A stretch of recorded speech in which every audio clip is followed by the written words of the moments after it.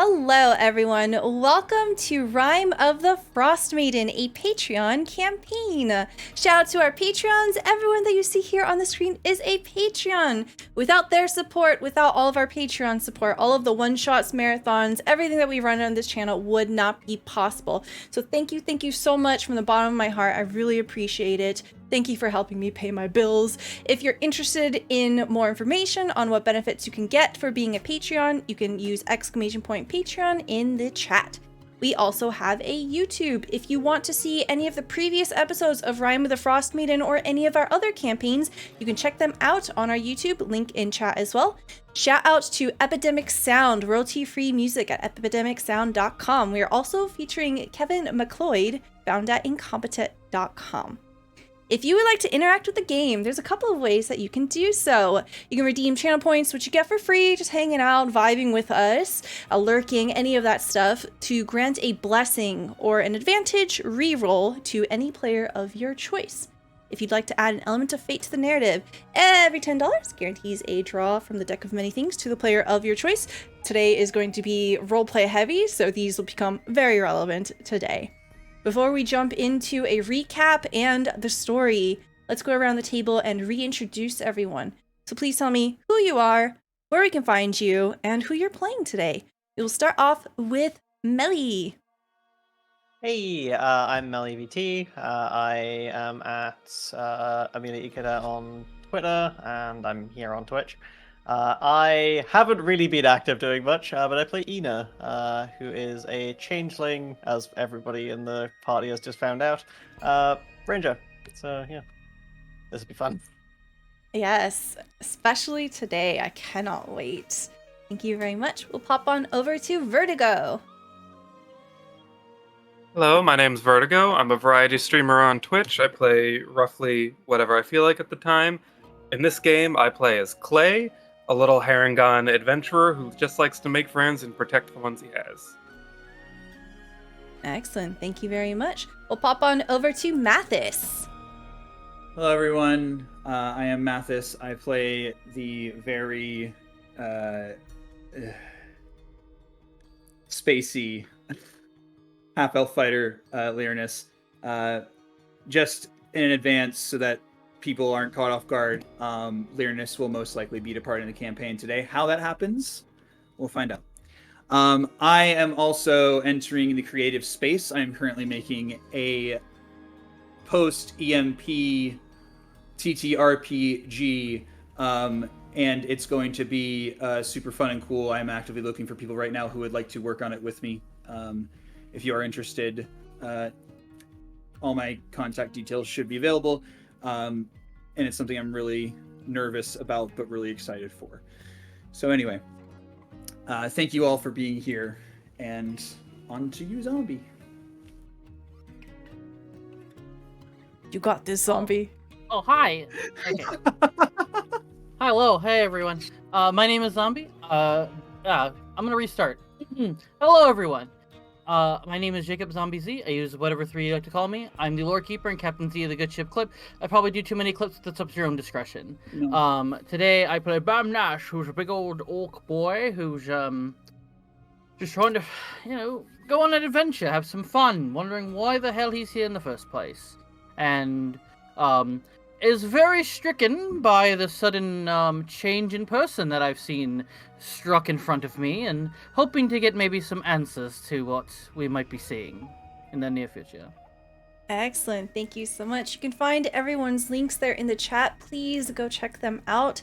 Also, real quick, thank you so much, Geek Dice, for the gift subs to all of the members in chat. Thank you, Midgarder, for the resub. And thank you, V, for 2 cards to everyone, including the kobolds that are now part of our party. Yes. We have the kobolds. Damn, V, thank you. Thank you so much. All right, we're going to do this before I do the recap. Now, let me start with the recap first, and then we'll do the card pulls. All right. Okay. So, recap. Last time on Rime of the Frostmaiden, we made our way into the mine. We were told that there is an issue going on here in one of the 10 towns of Tourmaline, that the mine is offline, that there's something haunting the tunnels of this place, and it's essentially stopped all production, all means of being able to provide for the people who live here. So upon investigation, you made out to that way to investigate what was in there, what creatures were to be found, and you discovered that it was primarily kobolds, one of which seemed to be possessed in some manner or form by a ghost. This was revealed by a very clever attempt to charm person by Emmy/Ine, but it was unsuccessful, and you had to confront the ghost. Successfully doing so, you have freed Trex from the possession, and you learned that these kobolds just don't want to be somewhere dangerous. They just want a home. And I don't remember how it happened, but Clay, you somehow convinced a party number of these kobolds that you are now the new boss. So we now have 4 new kobolds part of the party here, and you will get their introductions very shortly. You managed to fight a Grell, this strange octopi-like creature with a bird-like face that was skulking in the ceiling holes of this tavern. Not tavern, you're not in tavern. Tunnels. And you managed to destroy it, and also a second one that had been lurking as a part of an ambush. So, shortly afterwards, Ine, you have discovered an unusual crystal shard inside of an unusual skull. And as the group of you hunker down to rest, recover from your injuries, make acquaintance with your new friends, Ine held this item to attune to it. And from there, something was changing. But before we get into it, we'll do the card draws. We'll start with Ine. Please tell me when to stop. Ooh, when? Okay. Again. When? Doesn't look good for you. I'm just gonna say that. We'll pop on over to Clay. Tell me when to stop. Please don't tell me that was the void. Oh no, it's worse That would than be the so void. funny. You start the story, just teleport away. Double when. Oh god, now I'm scared of skull. Bam. Bam. Alright. Okay. Alright. Lyrinus, tell me when to stop. Stop. Okay, one more. Please stop. Well, Just how we get more kobolds. And then, Hell yeah. bam. Stop. All right. One more. Again. Okay. Haha. That's not good. All right, and then I'm going to quickly draw 2 for the kobolds. Wow. It's okay, we're getting rid of the bad ones for the kobolds. The kobolds Are got... any of these good? Literally, the kobolds Yeah. got the 2 strongest ones. You I'm see, not we were even making the deck kidding. hot for them. Go. That is so funny. We're gonna make a hero kobold. I'm Thank you mildly so scared much. that I've pulled the skull. We're not gonna save the world. We're gonna help the kobolds save the world. It's true. If you remember the last combat that we had, one of the kobolds had a dagger, and they hit every single one of their attacks, in which they crit some of them as well. They went ham. They just barely lost out to our ranger and DPS. Yes. Yeah. And that's because rangers are just very powerful. Please, Ine, tell me what it looks like when you begin to attune to this crystal. It's a knot of purple, almost amethyst-like rock. It is gnarled and twisted upon itself, so small and almost insignificant in your hands, but there's a weight to it. A dim light slowly begins to emanate from it. As you reach out to it with your mind, something is reaching back, and you feel this electrical tingle begin to spread from your eyes, down your cheeks, down to your fingers, as you are building a connection with this thing. What do you look like? Ooh. So I take this crystal in my hands and I start basically channeling into it. Ina has absolutely no idea this is happening, but to everybody else, Emmeline's skin is starting to grey. The tips of her ears are becoming slightly less round. Her eyes are fading to a jet black, and her hair is steadily going whiter. And you just hear in your minds as she's doing this, "Oh, that was weird." As you And hear, then yeah. she's like, Go ahead. she's startled by this, like realizing what she just did there. It was like, oh. As you hear Emmeline's voice, the group of you are preparing for your rest. What are you doing the moment that you begin to hear Emmeline and you look towards Emmeline? I do remember from our last session that Learnus had been near Emmeline, and when this happened, when Emmeline had changed, Learnus had said something along the lines of, "Hello, who might you be?" As Learnus says this, Bam, what are you doing as you're preparing for your rest? Bam is just kind of looking over, kind of like watching the whole thing happen, and kind of watching the transformation. And as someone who is obviously into magic, his questions are, what kind of magic is this that it can change one person from how they are to something completely different? Like, this is must be a very powerful magic, is what he's kind of thinking in his head.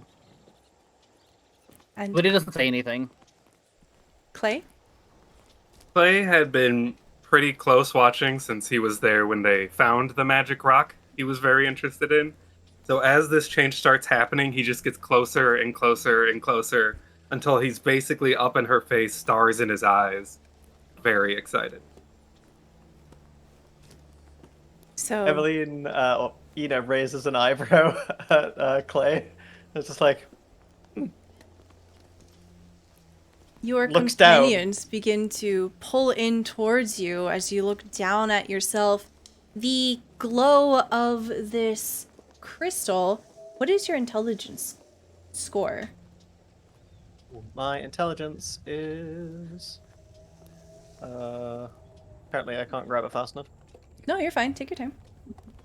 Cool. My intelligence is 12, so +1. 12. Okay.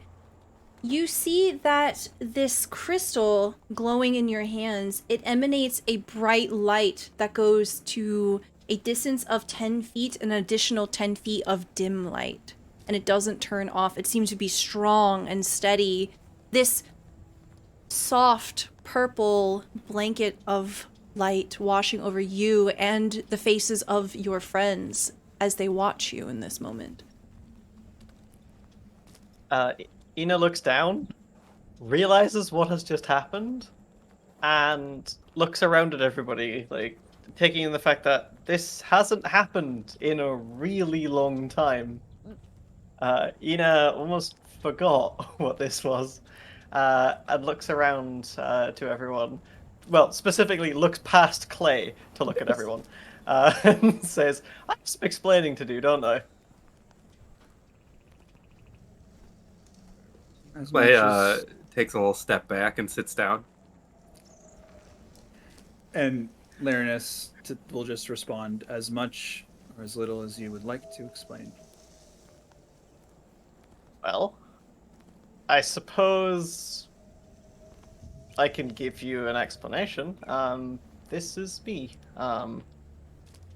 The person you know as Emmeline is dead, and has been for quite some time.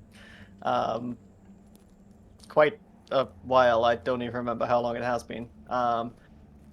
I barely remember what this face looks like, so forgive me if I can't quite get things together with this. But I found Emmeline quite a while ago, just on the outskirts of Bremen. She got, I'd say, murdered.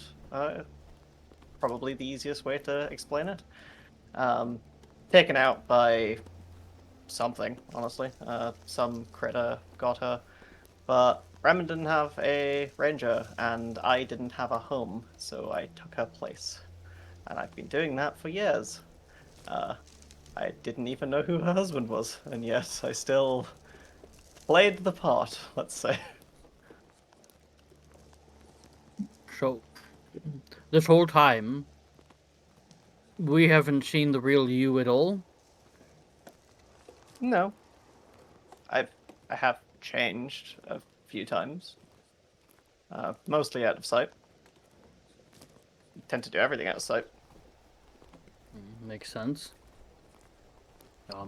So did the town eventually figure it out, or they just assume that you're going on an adventure for them? Like, what's... No, I think this is the closest that anybody has gotten to figuring this whole situation out. I think you're, aside from Emmeline, I think you're the only people in a long time who've seen this form. You can see Clay slowly scooting closer to you. Emily just looks down at Clay and is like, "Do you have a question?" He's gonna try to grab one of your hands with both paws and start vigorously shaking it. Hi there, nice to meet you. My name's Clay. What's yours? She thinks for a moment and just goes, Ina is what they called me. His mouth just opens slightly. You want to be friends? I mean, aren't we already friends? Well, that was that you. I want to be friends with this you. A single tear just starts going down Ina's cheek as that is said. And you see Ina just stumbles completely at that and is trying to keep it together. And she just nods. I'm with Clay here. This transformation magic you have, I think I've heard of it before.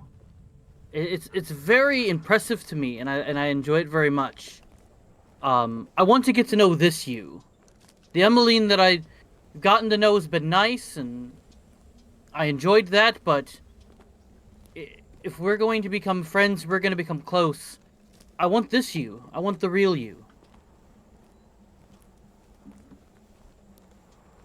The real me is something I don't really know, honestly.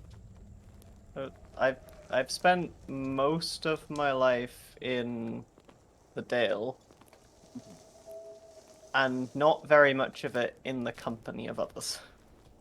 Well, maybe my health, excuse me, with myself, Clay, and the rest of us, maybe we can find out who the true you really is.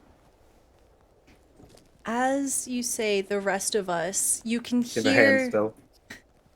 the ruckus of the 4 kobolds behind you. They seem to be getting into one of your backpacks that you have taken off during your rest here. One of them has completely upended into it and is rummaging around. You see their little hind feet kicking, their tails swishing back and forth, as the other 3 are holding the backpack open. Am I able to tell whose backpack it is specifically? Anyone can volunteer. It's fine. I'll volunteer that it be mine. It's your backpack.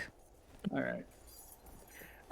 Upon doing this, Learnus will see this and say, "Oh, maybe they're looking for more spices," and they'll kind of calmly go over and they'll sort of search for one very important item.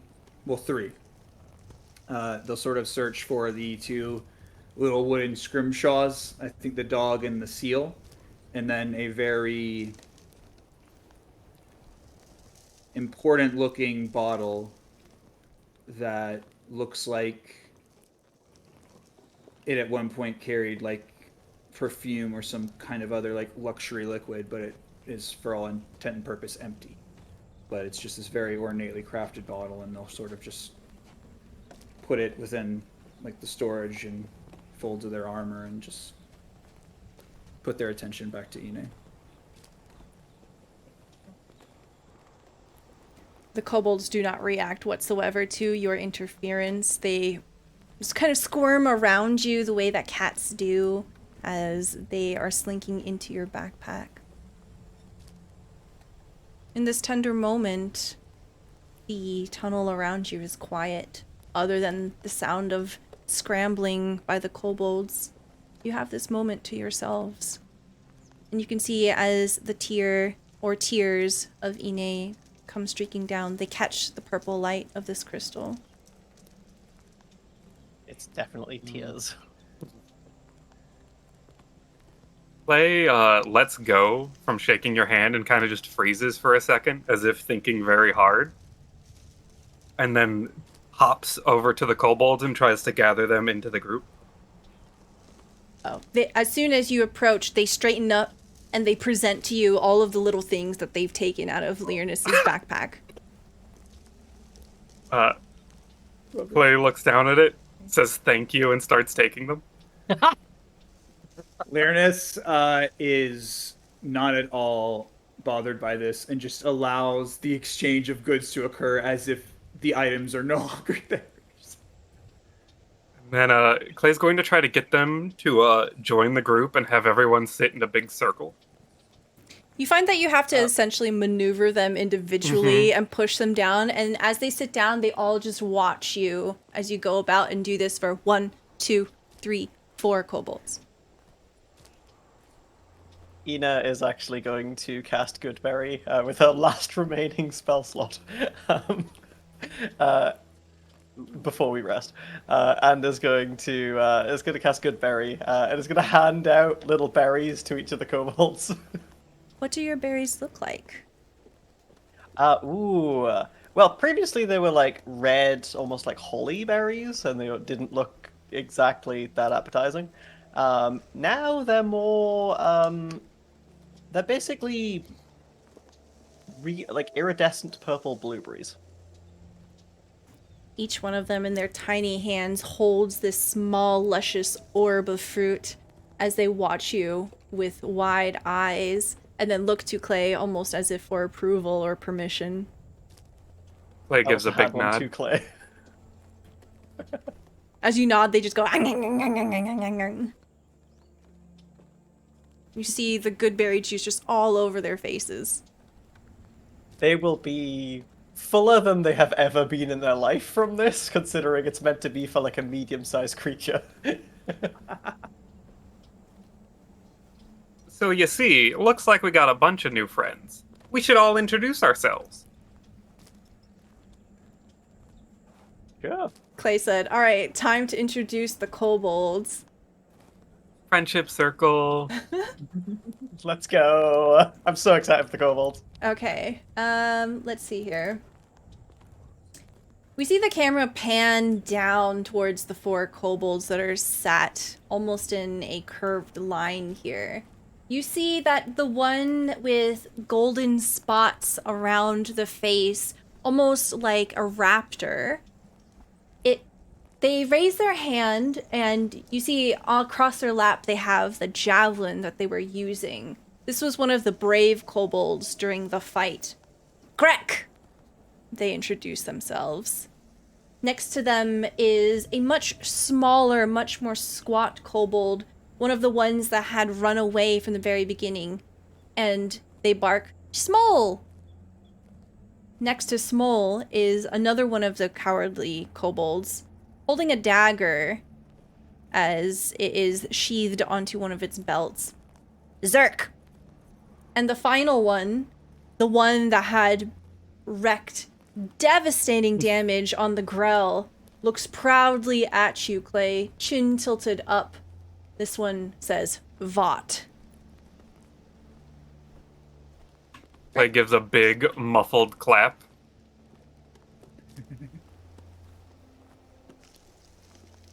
They look very proud of themselves and start to essentially bark out loud at each other around, excited, and they begin copying Clay and start clapping. Clay looks over to Learnus next. Learnus looks down at the kobolds and says, "Hello, my new friends. My name is Learnus, and I am a traveler. And just like Clay was saying earlier, I'm very looking forward to teaching you about something very cool that you will probably very much enjoy, called economics." And Learnus starts to kind of go off into explaining certain topics, but can quickly tell the kobolds are nodding, just like, okay, and just realizes, oh. They are not interested for very long. Exactly. So What is their And intelligence? Kobold Kindergarten. Learnus quickly moves on and says, oh, sorry, we were introducing ourselves. Whoever wished to go next. Clay will look over at Bam next. Just to throw it out there, out of table or odd table, whatever. They're not a big fan of fire, right? Yes, They that freaked out the last time you did a fire spell in front Okay, of them. all right. I was gonna do some impressive magic thing, and I just want to make sure. Okay, it was very Um, clear that they do not like light. been a No. minute. Sorry, I just want to remember. Oh, you're good. Hello, my name is Bam Nash. I am a big, tall, green magic boy. And as he says that, you'll see a third hand kind of raise up by him and just kind of swirl around and wave at them as Bam uses his mage hand to kind of float around and just show kind of off his magic because I don't have anything else that doesn't involve fire. As your hand floats around, you see they all sit up and they try jumping and grabbing and they say, "Magic boy, magic boy." Yes. I will take this nickname with great pride. So I can do magic tricks, and I will hopefully protect you all from magic, and who knows, if you're interested, maybe you can learn some magic along the way. That's dangerous. We'll learn about magic, whatever.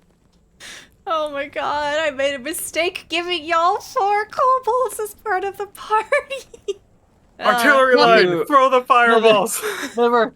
Nope. As Kobold having magic, never a bad idea. Come on, let's go. Ina is like watching this and also remembering what they did earlier, and it's just sat there going, I wonder. Puts the psi crystal away because it's been in their hand this entire time. Puts the psi crystal away and just goes, I'm gonna shapeshift into a kobold again. I love that. Just as a side note, you will realize that the psi crystal will always be glowing. It doesn't turn off. Yes. So as you're stowing it, the light dims from the material covering it, but if you were to open your backpack, it would be shining through again. Oh yeah. Yeah, and as you shift into a kobold again, I want to say thank you so much, Godfather Wraith, for the card draws. Everyone gets a card draw again. So, Yay. Ine, Oh please tell me when to stop. no. Stop. Okay, you got a good one. No way, You got a it's good 3 one. back. You got a good one. Yay. Clay. Stop. Okay. That is hilarious. Okay. Weirdness. Yeah, exactly what we want.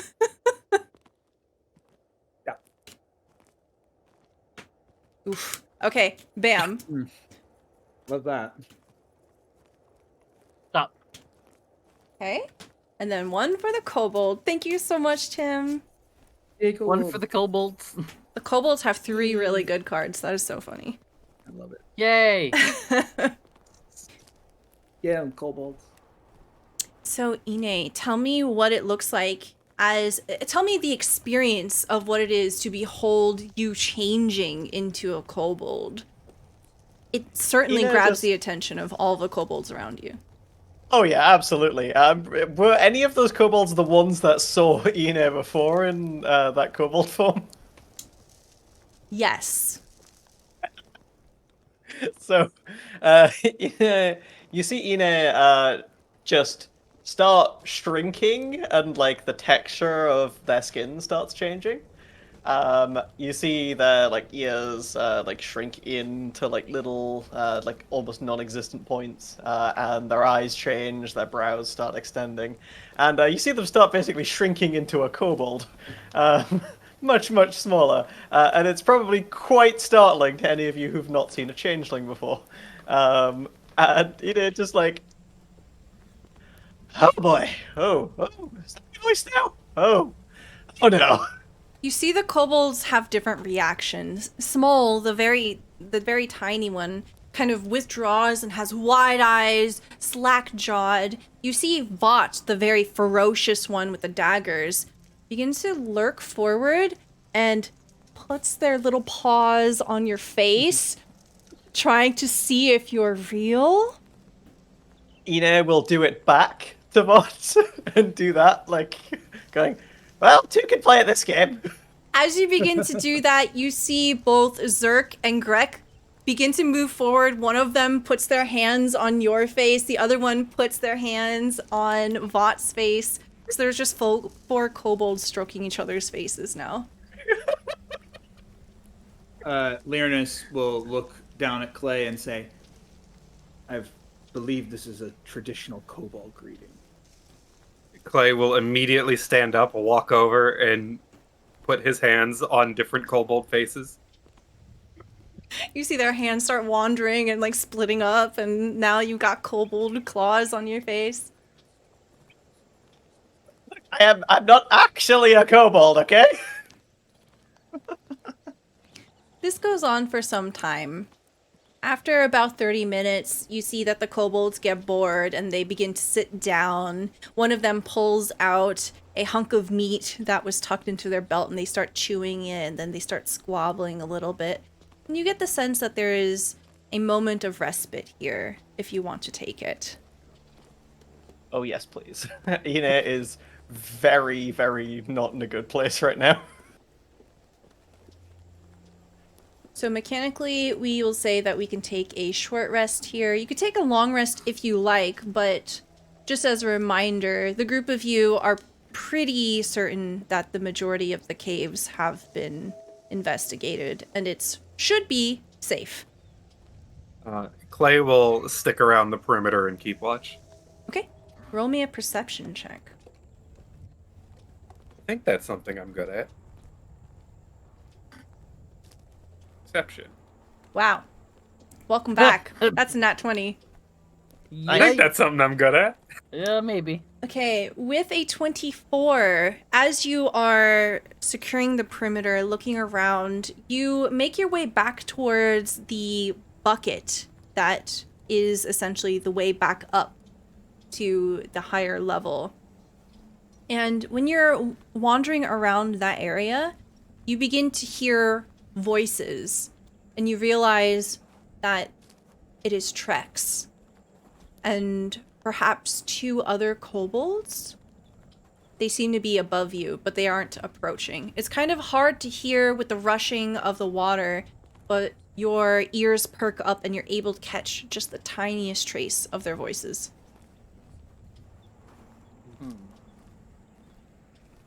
Clay will glance back to see what the other kobolds are doing. They're still eating. One of them has fallen asleep. You see that their belly is poking out. Good berry juice all over their hands and face. Is everyone else currently resting? Or relaxing? Alright, Ine is still a kobold. I'd say Bam is just kind of there. I've got really nothing to short rest or rest, so I guess he's not really resting, but he's just, looking around and just, chilling, I guess. Lyrinus would have probably been talking to Ine, not necessarily about what just occurred, but just kind of being there talking to them.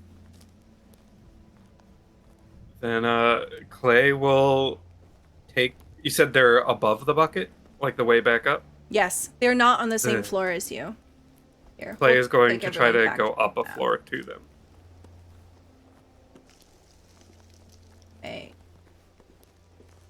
You are all currently right here.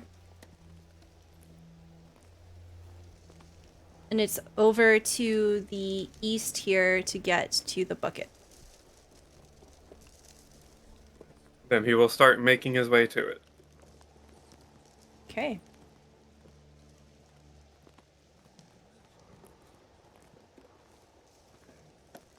You will pop up around here. Just kidding. Pop up right here.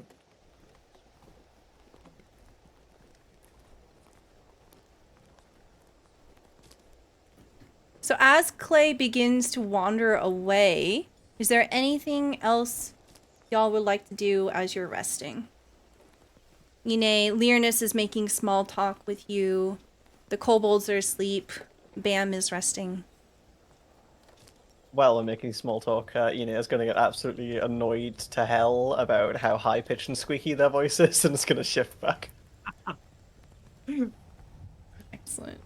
Oh, that is, oh, no thanks. So I was Clay, wondering sorry, how go ahead. long you were going. Yeah, I'm sorry. I was wondering how long you were going to keep the form. I've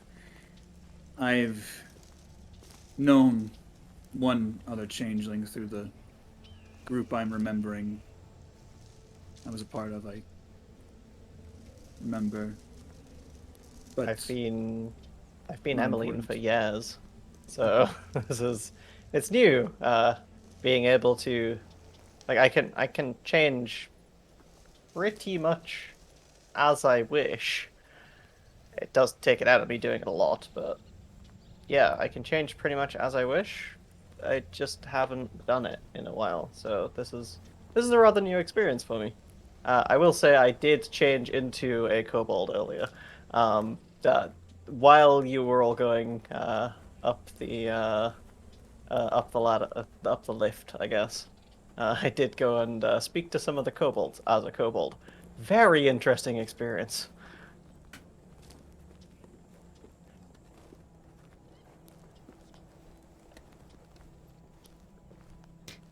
As the two of you are continuing this small talk, Clay, you see around the corner Trex with those fake dragon wings still attached to their back, and they're speaking towards the other two. You see that they have rounded up from the bottom of these wooden boards, so they are all eye level together.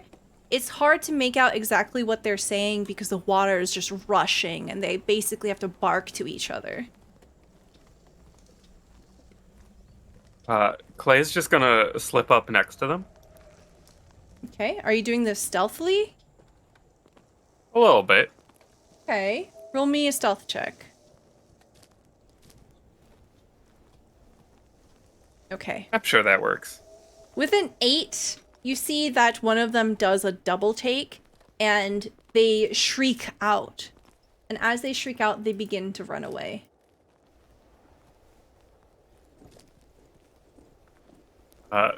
Clay's just gonna hold a hand out and say, "Trax, wait!" You see that the two other than Trex begin to head down the tunnel, and they disappear. Trex stops and looks at you. Clay stops from getting any closer or holds his hands out to show that he doesn't mean any danger. Don't you want to be with your friends? They seem a little confused, a little hesitant. You can see that they look down the way that the other two kobolds have disappeared, and they look towards you, twisting their head, trying to see behind you. And Trex says, "Unsafe. Trex, run." Clay frowns a little bit and puts a hand to his chin. I guess it was pretty dangerous, but I promise we'll keep you safe. Roll me a persuasion check. Do we still have, like, any... No, I'm out of everything. Okay. Persuasion. -2. Let's go, baby. You got this. It is an 8. You see Trex continue to turn their head, and then they begin to scamper and disappear. down the tunnel towards the entrance. Clay lets out a little sigh and wishes them the best before starting to make his way back. Okay. After a short while, you see that Clay returns. You may all have the benefits of a short rest. Yay. As your rest begins to come to an end here, you remember that you were given the task to check out the mines here by Oris Mashu, who is essentially the speaker, the leader of this small town. You had seen Oris Mashu in the Blue Clam, which is a tavern, and it's about 30 minutes away. With your rough estimates, Ine, you would get the sense that it's probably around 5 p.m. The sun is beginning to set. Yeah. We would need to get a move on, and it would be a little bit of nighttime if we were traveling. So, yeah. All right. And if there is no contestation, the group of you will begin to make your way back towards Tourmaline. Can I get Well, Go ahead. one quick thing. While they're making their way back, at one point Clay will pull on Ine's sleeve.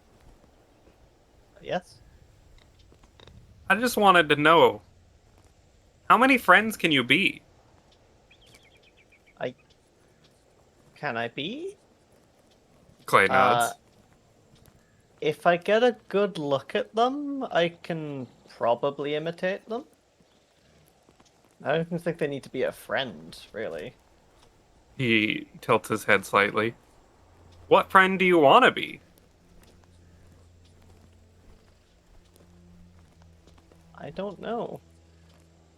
I don't know who I want to be. He furrows his brow at that before looking confident and nodding. Well, that's what adventure's for.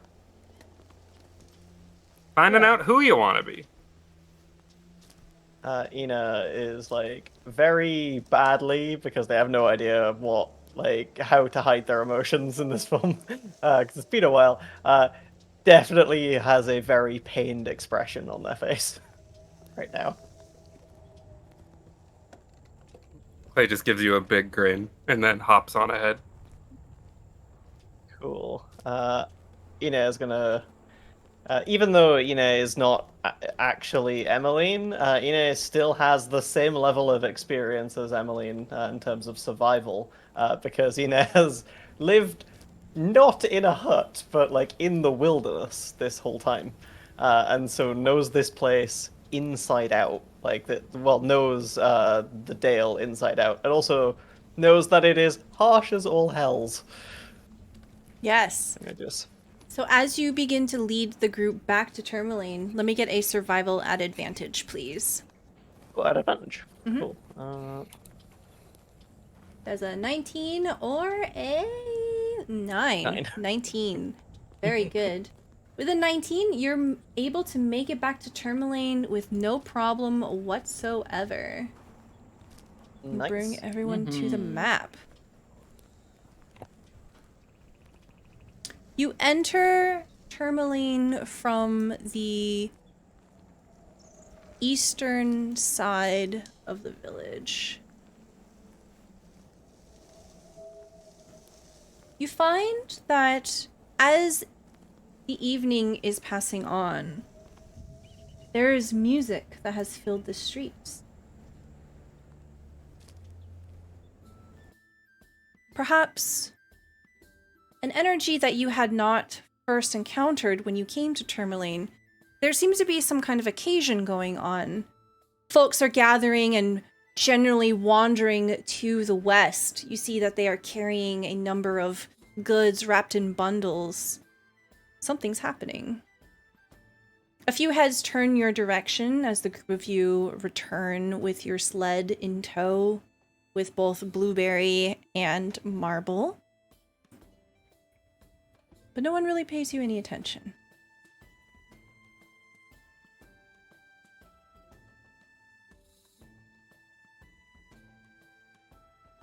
Ina has, before they approached, put Emmeline's face back on.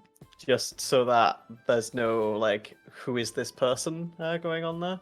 Mhm. And is looking around, wondering whether or not this is if this is a festival of some kind. Go ahead and roll me a perception or investigation check. I'll do a perception. Because it's +6. Dirty Okay. 20. Dirty 20. There are no visible decorations that are put up. It's hard to discern if there is a festival going on, as it seems to be congregating in the direction of the docks, specifically westward. Is Yeah. this the thing that they sacrifice for? Or... Go ahead and roll me a history check. Let's see if you remember what Tourmaline sacrifices. Yeah, because I don't remember what Tourmaline sacrifices. I know Bremen's is warmth. Mm-hmm. 12? Okay. History? With a 12, you get the sense that it might be warmth. Tourmaline in itself tends to be a pretty frigid place. You don't see yeah. very many side fireplaces set. No pillars of smoke rising from houses. Yeah, Emmeline's gonna look. Well, Ina is gonna look at the others and just ask, "Do you want to see what's going on, or do we want to try and find who we came for?"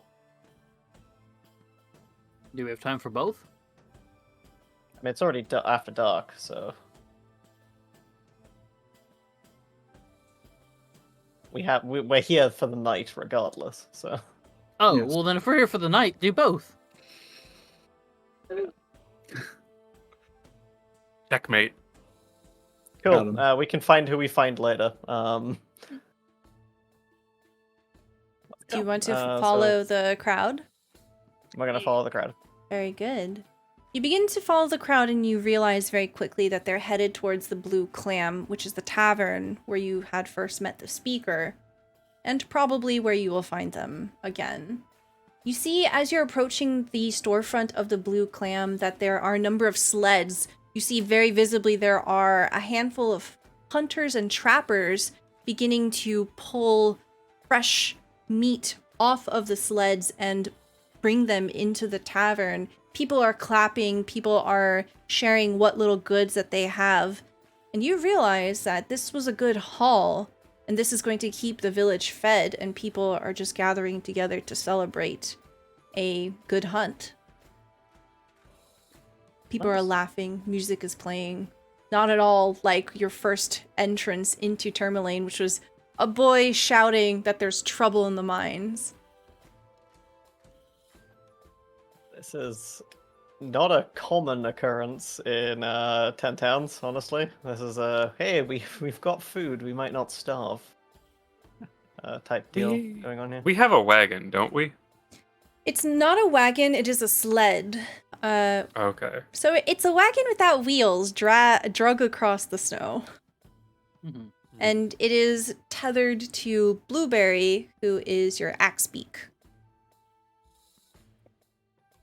Clay, I'm gonna guess the kobolds are like undercover with us. It's up to you. You would have seen that naturally they would have just followed you, Clay. But as you've come closer to Tourmaline here, if you want to conceal them, that is something you can do. I think he's going to try to like give them kind of like really bad cloaks, sort of. And then the first thing he would do is try to find a stable along the outskirts. Okay, yeah. So Clay will not be with the group of you as you're making your way to the Blue Clam. Yep. It makes sense that you would stable Blueberry anyway. It would be Yeah. kind of a long haul to drag your friend of burden through. So yeah, you absolutely find a stable there. What would you like to do at the stable?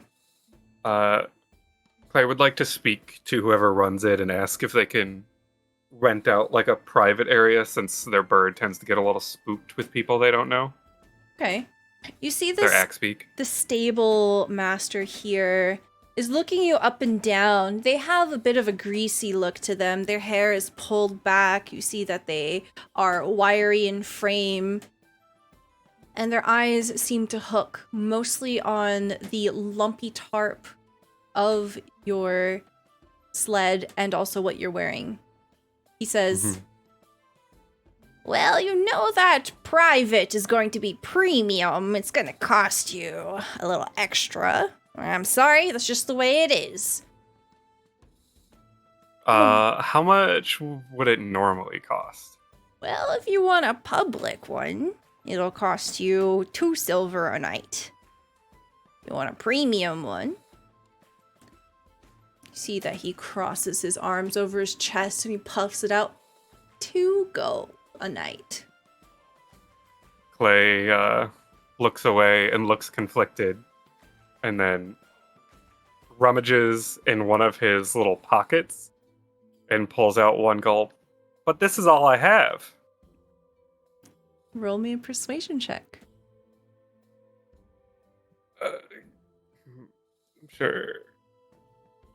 I'm sure this is fine. 12. 12. Is anyone with Clay? If Clay was cool with Lyrinus being there, then I would want Lyrinus to be there right now. Yes. Okay. It is your Axbeak. Yeah. Yeah, it would make sense that you're True. there. Okay, you Right. can see that, Lyrinus, from your vantage point here, this person absolutely knows that they're overcharging ridiculously. You can just see the ploy going on here. There's a twinkle in their eye, and it looks like they're about to reject Clay. What would you like to do here? So Lyrinus, upon seeing this, will say,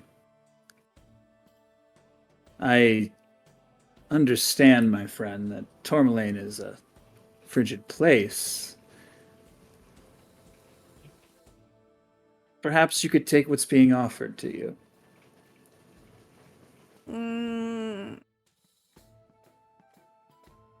As you help here, we'll give you a persuasion check as well. I guess. All right, so let's see. Doop. 19. You can see that this person looks between Clay, Lyrinus.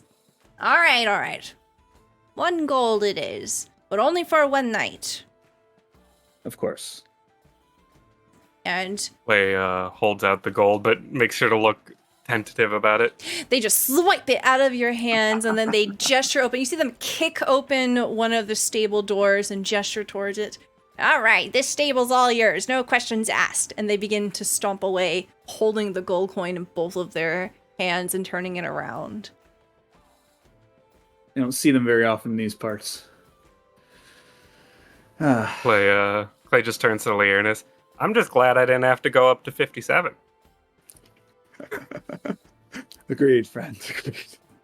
Okay, so what do you want to do with this private stall? You see that the walls are high enough that no one would be able to climb up unless they went through extreme measures to peek through, and it seems to have a latch that you can secure as well for the night. Clay is gonna go about making sure that it would be sunproof, just putting up different sheets and things to make sure nothing can get in, and then inform the kobolds that this is where they'll be safe for the night. Excellent. You see that they scurry out from underneath the tarp and they begin to play in the stack of hay that's there. They seem very pleased with their little dwelling for now.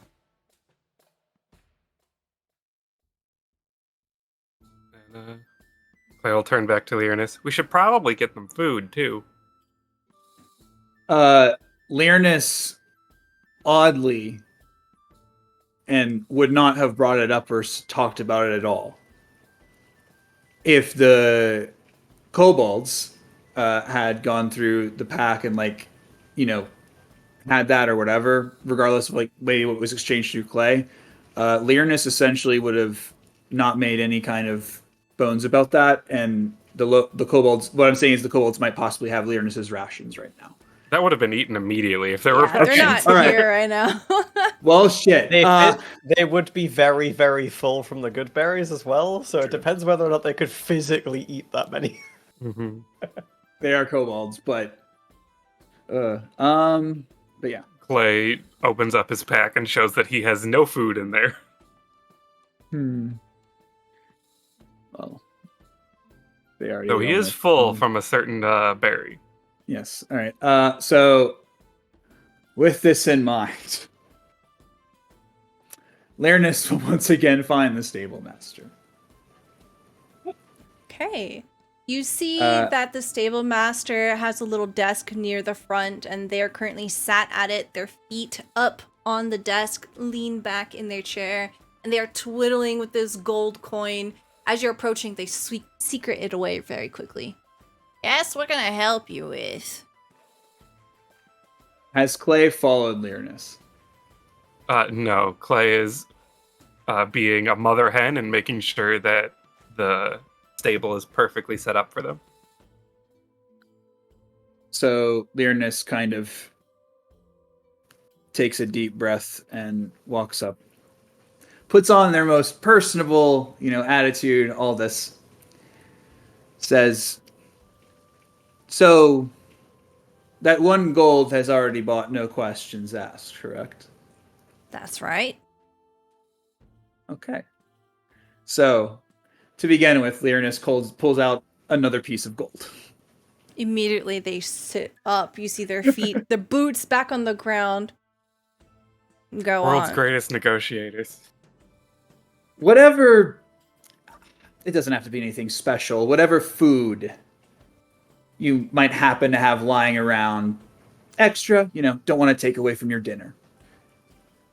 If you wouldn't mind just perhaps leaving it outside of the door to the stall. That's it.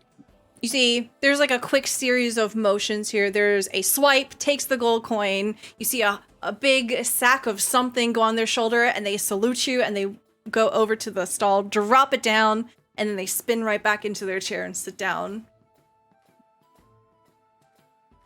All good here. And the second question Lernus will ask them is, I see there's a festival going on. Did something happen? Festival. Some sort of happy thing? So We don't they're do celebrating. festivals here. Oh, Well, there's music celebrating. maybe the hunters came in. I'm not sure. I don't really like to associate with the people here. Just mind my own business, I see. But are you familiar with the hardships of the town? Of course, we all feel the hardships. Yes. It's Icewind Dale. Hardship is its middle name. Icewind Hardship Dale. Fair enough. I have not really told my friends yet, but I'm probably going to have to leave them for a while, and I don't want them to worry, but at the same time, kind of had a connection with this town. And despite the sort of business savvy individual that this person has presented themselves as, very profit motivated, Lernus is still feeling some sort of pull to do this. And he said, I believe that the towns have to sacrifice something, and I'm sure this town has felt it as well.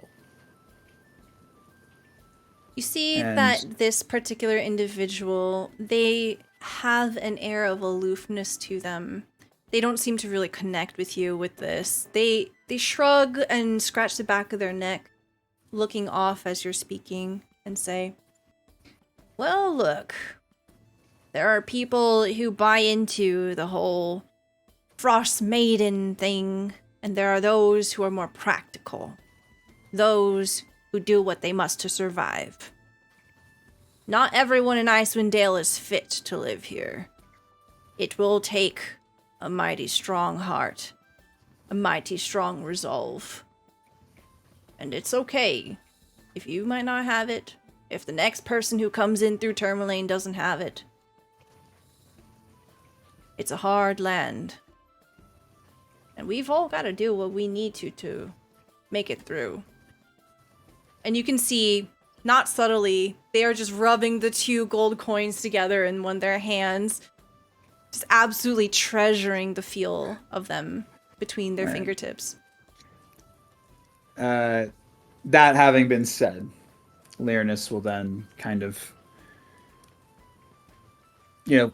put on that same sort of personable as possible thing, come out of what they were trying to say, and say, enjoy your gold. I believe the other offer is something that I should offer to someone else. But thank you for your time. Well, if you need another stall, I've got 3 more open. Sure. We'll remember. But in any case, thank you again. Have a good night. See ya. And you hear a thunk thunk as they put their boots back on the table. Meanwhile, as this is happening, you are standing with Bam in front of the blue clam here. You see the hunter, you see the various people gathering and pulling things into the tavern. There's a smell of food, cooking food on the air, and you can hear someone singing inside the blue clam. Oh boy, Ina's stomach is rumbling. It's very rare to get like warm cooked meals. Like a lot of the times, like if you're in a town, the tavern will probably have something. But even then, like you're usually gonna get frigid gruel or porridge. Up until this point, every single meal that the group of you have had is like very old grains, roots, tubers, not very flavorful things. Yet nothing good can grow here. Like it has to be something really hardy, and sometimes even magical. Like if you want it to grow here. Is there anything specific going on? Is there anything that catches our attention in the tavern? Go ahead and roll me a perception check. And as you're looking around, Bam, what would you like to do? Pam's probably just following what Ine does. He gets to smell the food and probably hasn't eaten in a while. Probably smells like something he hasn't smelled in a long time. Because, what food we have here versus something that, seems like it's nice and warm and got a lot of flavor to it. So he's kind of gonna follow Emmy, I guess, wherever they go, and will he follows the aroma too. He kind of wants to see what the food is. Okay. You can also roll me a perception check. Okay. Ooh. 15 from me. Okay. With a 15, Great. you notice that there is someone walking away from the blue clam. Inside there are people eating, gathering, but someone's walking away. And with that 15, you notice that there is something around their neck. Something that catches your eye, a glint of some kind of metal, and almost like a fiery sheen, perhaps even a magical glow. In the fading light of the evening, as it creeps into night, it almost looks as if firelight touches this metal suspended from their neck. You see that the wearer is a medium-framed individual, femme-presenting, with a hood pulled over.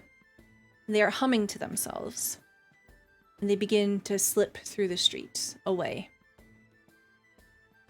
Bam, with a 6, you just see big, hot bowls of food. Yeah, I figured Bam was just like, he smelled the food and it was just like, that's all he could think about is food.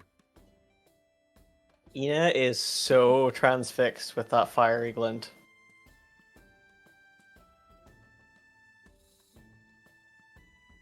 I'm debating whether or not Ina would even say something to Bam here, or if she would just go. I mean, if and- you're looking at Bam right now, he is just kind of like fixated on kind of like the food, and he's probably gonna step forward to kind of figure out where he can get like. I mean, was it visible enough to Bam to know where the food is, or? It's inside the tavern. You're looking through the Okay. window. Two of you are standing outside right now. Okay. Yeah, Ina is staring off to like I think the left of where we are right now. Just like looking down at someone who's just walked past. So I think Bam. Are we still right next to each other? Yes. Okay. So Bam will just turn over to you and go, I'm trying to look to see if there's anything in there, but God, I'm so hungry. I can't think of anything but food. I'm gonna go get some food. While you're doing that, Ina just like pulls out a gold coin, flicks it to you, and just bolts Oh. after this person. Is this for you? That's for you. Thanks.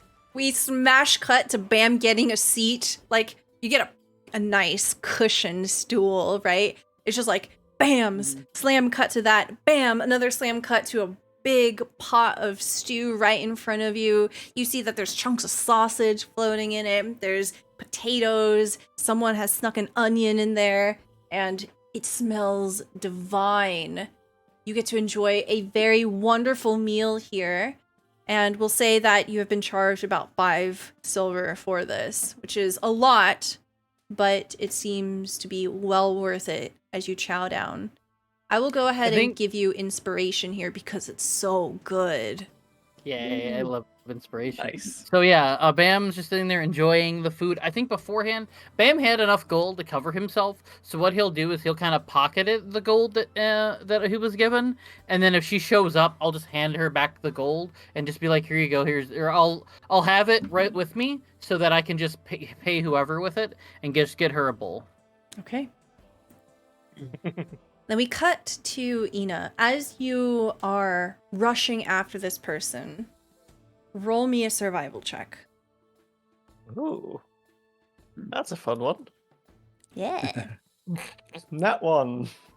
Oof. Okay. Ooh. You see a flourish of their cloak as they step behind a corner. You quickly rush after them. As you round that said corner, they are gone.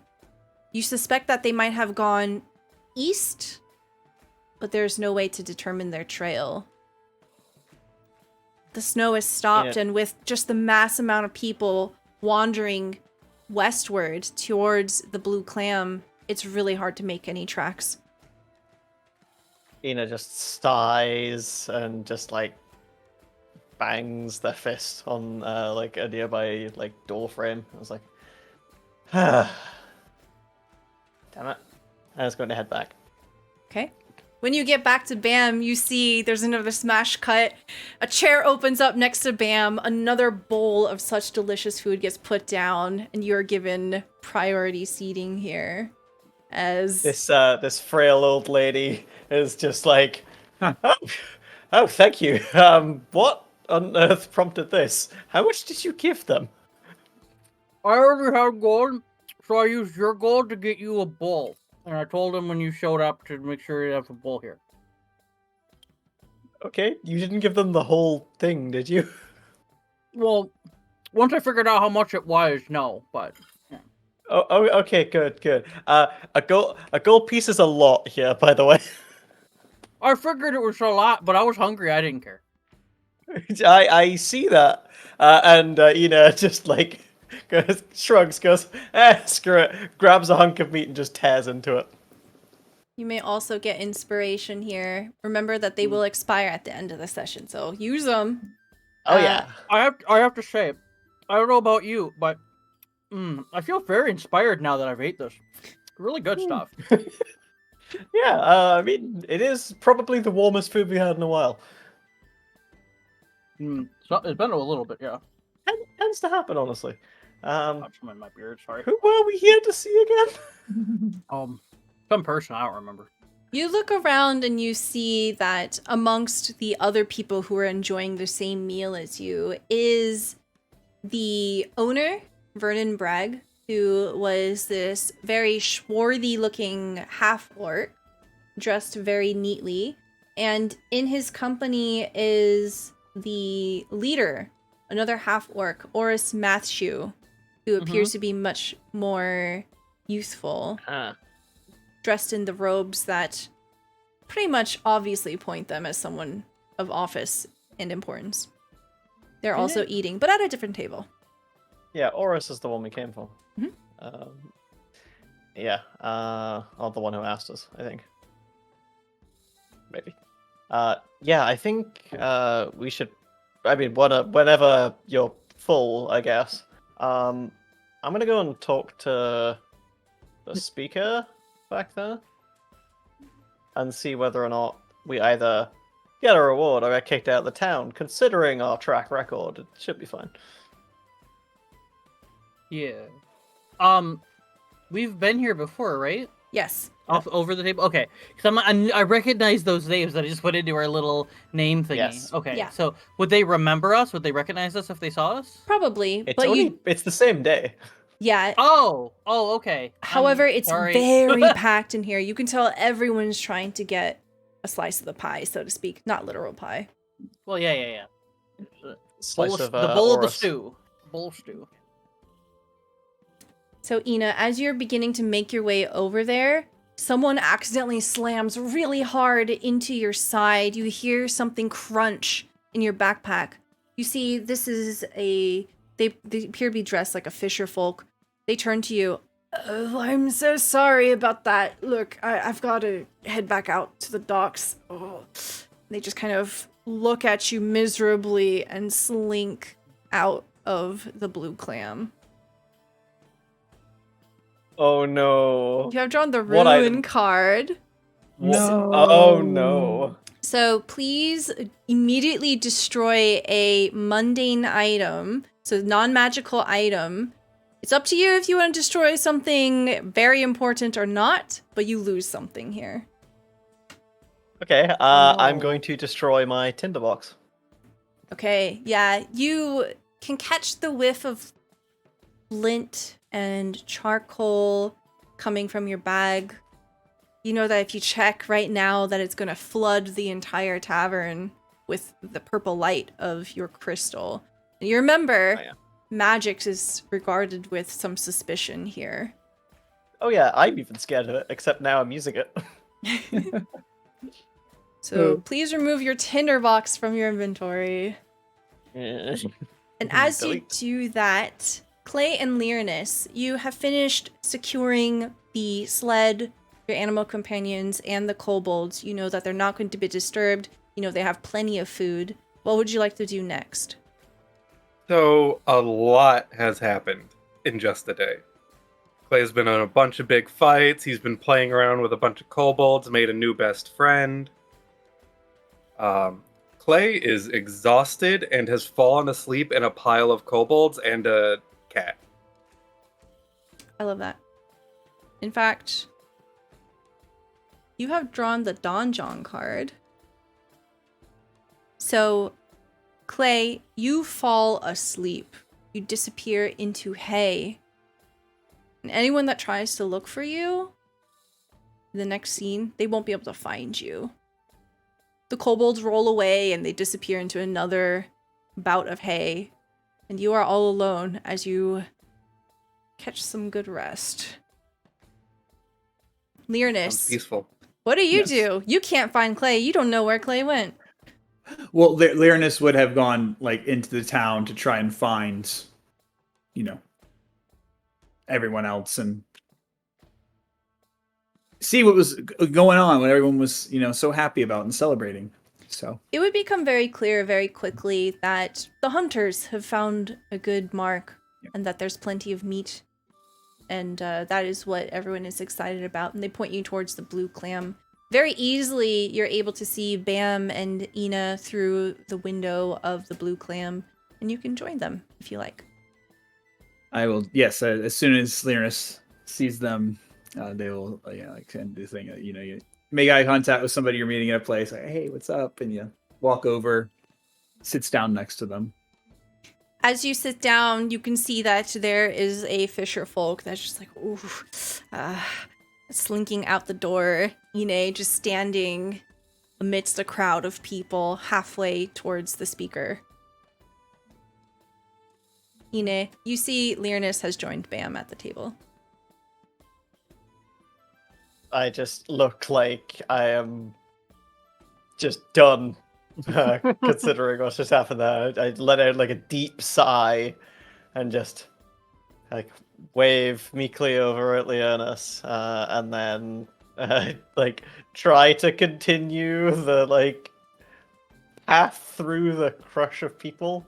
I'm basically just like going, sorry, yeah, move it to some people as I'm going past.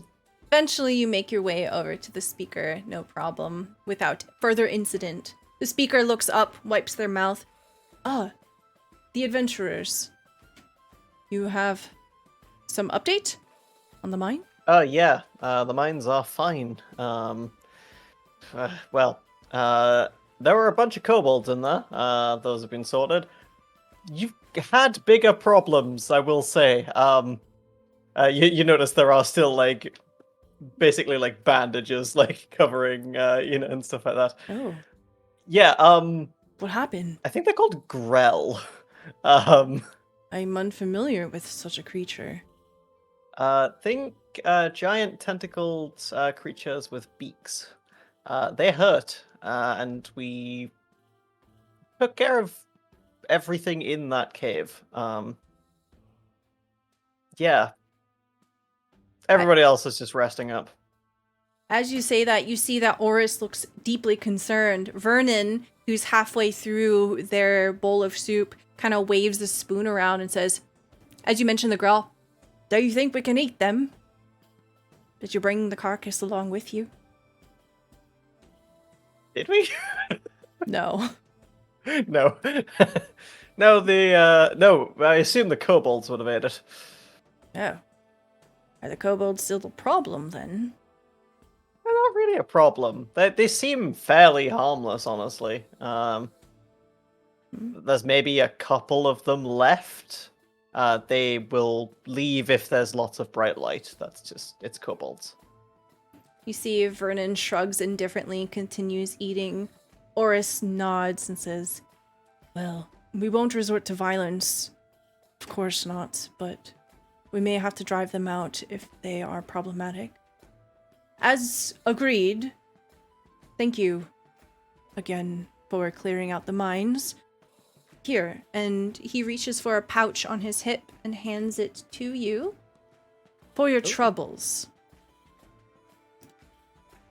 He gives you 50 gold. Were you able to find a body? One person did go missing. Were we? I don't think we found anybody. You did not find any evidence of any bodies. You found some rats, but no bones or anything. Yeah, unfortunately, we didn't find any bodies. The creatures in there could have definitely eaten someone. They damn near ate us, basically. Not that we could see. We saw rats, we saw various different creatures, we saw the kobolds. They seemed friendly enough once we took care of the Grell. Yeah.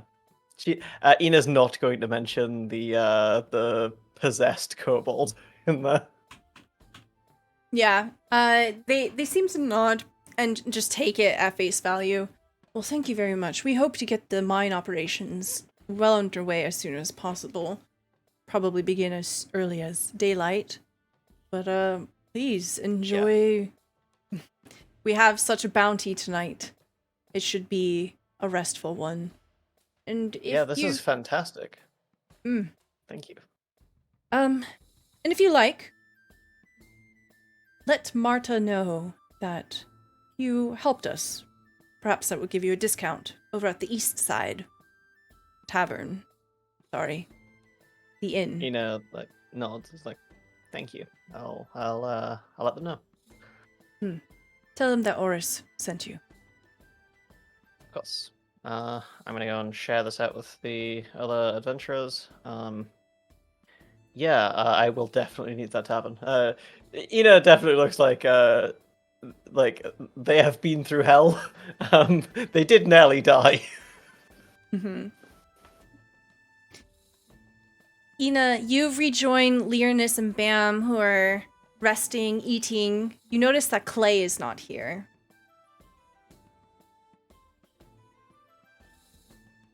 No, Where's Learnus. Learnus will, look over and you'll notice that Learnus has not actually ordered any food. They have no stew in front of them. They're not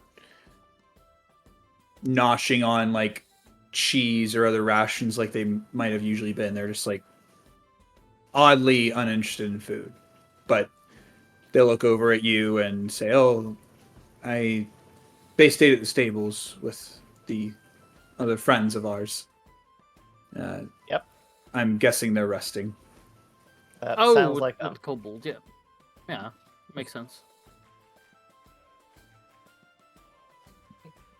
But yes, I believe that their Clay is out for the count, done for the night, perhaps. But seemed like everything there was in order. We won't have any issues in that regard. Are you doing okay? There's plenty of stew to go around.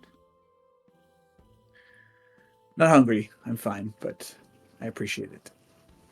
Okay. It's really good. Tell you that. Oh, it smells divine. I'm just, I couldn't fit it right now. I don't have much of an appetite. That's fair. That's fair. Hmm. I'm a big boy, so I get a big appetite. Ina is just fumbling around in that pouch and like feeling how many coins are in there without showing it because you are not going to have Ina opening that pouch in the tavern. It's just feeling how many there are, and it's just like, okay, cool. You feel roughly Ina's 50.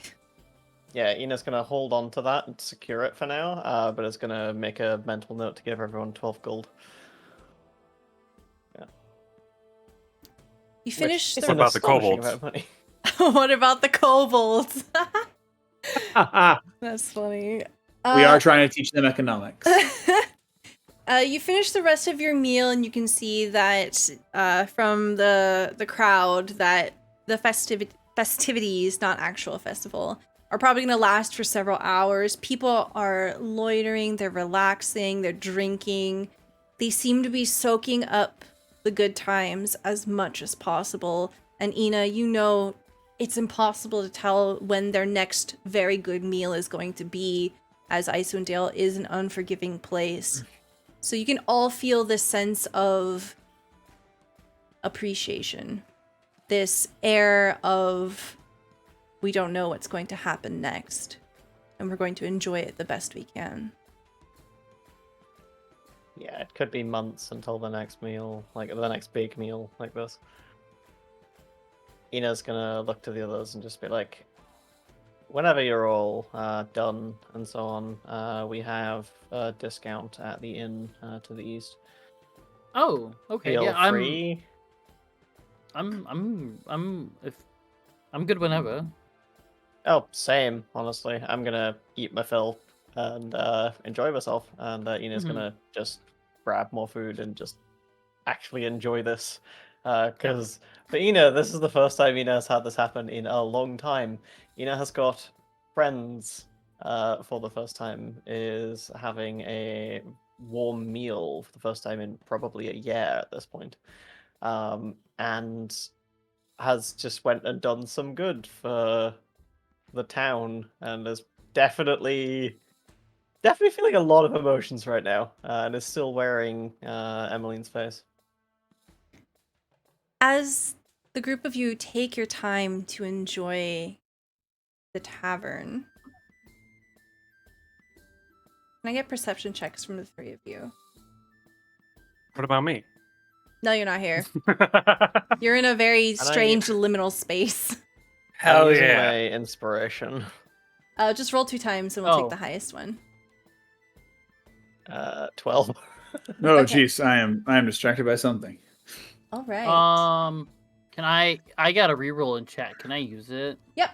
So reroll your 10 into another 10. Aw. Okay. That's doubles. Can I get Ina to roll me a d20? Okay.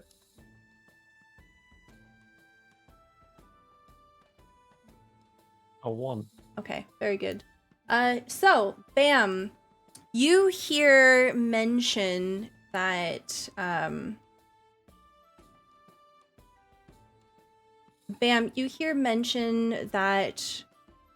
there are a group of adventurers making their way through the area, that they're probably talking about you, without realizing that you're there. Another group of people mention that Torgs will be here in a few days, that Tourmaline should be the next place that they're gonna stop. And you remember that Torgs is the roaming merchant that Sepik Caltro is a bodyguard for. Bodyguard. Oh no. Bodyguard. Sorry, words are hard septic today. cantrips. The cantrips. Septic cantrips. Ina, you hear people slamming rumors back and forth, which seem a lot less practical than what Bam overhears. Someone says, "They say the Frostmaiden lives on a misty isle hidden among the bergs of the sea of moving ice. There's a mighty strange whale with a boat on its back that swims in those frigid waters, I heard. I bet it knows where the island is. You can catch the whale at Angajuk's Bell, an old anchorage, but you must ring the bell by hanging the pier to call it."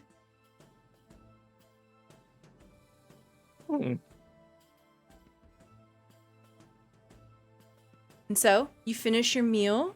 You see that people are wandering around with their drinks, their food, and several hours have passed by. You have taken your time, and it is deep into the darkness of the night.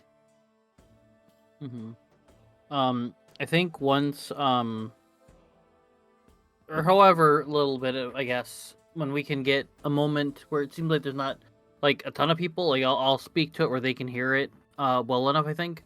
I'll just reiterate the bodyguard thing to everyone. Okay. So Bam reminds everyone, hey, we're on a mission to find Sepik Caltro and confront them about the string of murders that they're being associated with. So it might be in the best interest to stay here in Tourmaline for a few days. Especially if we go the discount, you know, it might help us out. Is there a item store in Tourmaline? Like, is there a market? Let's check. I can't Nope. remember if it was this one or the previous one. Nope. Nope. The friendliness is No item. 3, comfort's 3, services is 2. So okay. the general economy of this place is very poor. This is a mining town. Wait, keep spending gold. I think we have single-handedly spent more than the economy of this town. Yeah, absolutely. On one dude. You quickly Yeah, like, realize that they're trying to get you to stay longer, trying to give you more beer. Like, we have another pot in the back. Ina alone has more money on her than several of 10 towns have in their entire economy. Like, Yeah, you know that the 50 gold that you were given by Oris, it was definitely collected by all the people here. There's no way that Oris would have had it just on hand. The entire town was desperate to get the mine cleared out. So you've done a great service to the people here, and that's their thank you. And you absolutely hear like people talking about you. Yeah, they cleared the mine. It should be safe. Back to work in the morning then. Might as well get another bowl. nice. So as the 3 of you begin to make your way towards the east side, seeking a place to rest for the night,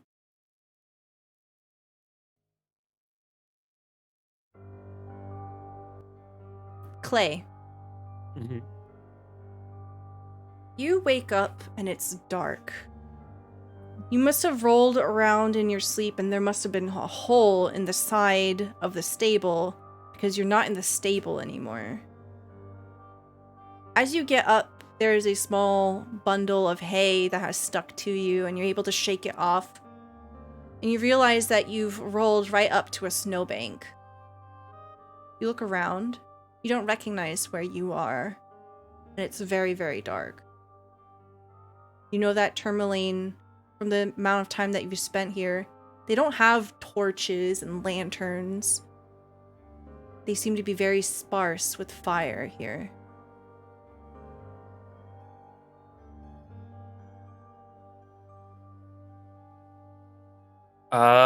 Is Clay at the top of this snowbank or at the bottom? You're at the bottom. Essentially, it's kind of like a dune, and you've rolled right up against it. So you're not stuck in it or anything, but you're belly up against a small hill of it.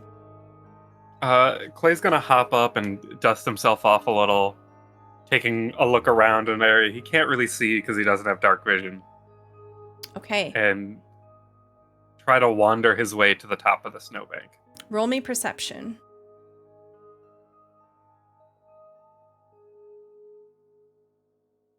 Ooh, Dang, 23. Okay. the other one was real bad. Yeah. You realize as you begin to climb the snow, you hear the snow crunching underneath your paws very quietly because your paws are padded and your body is meant for moving across snow very easily. You realize you hear something. Small sounds of a fork, a spoon, on a plate. There's something at the top of this mound of snow.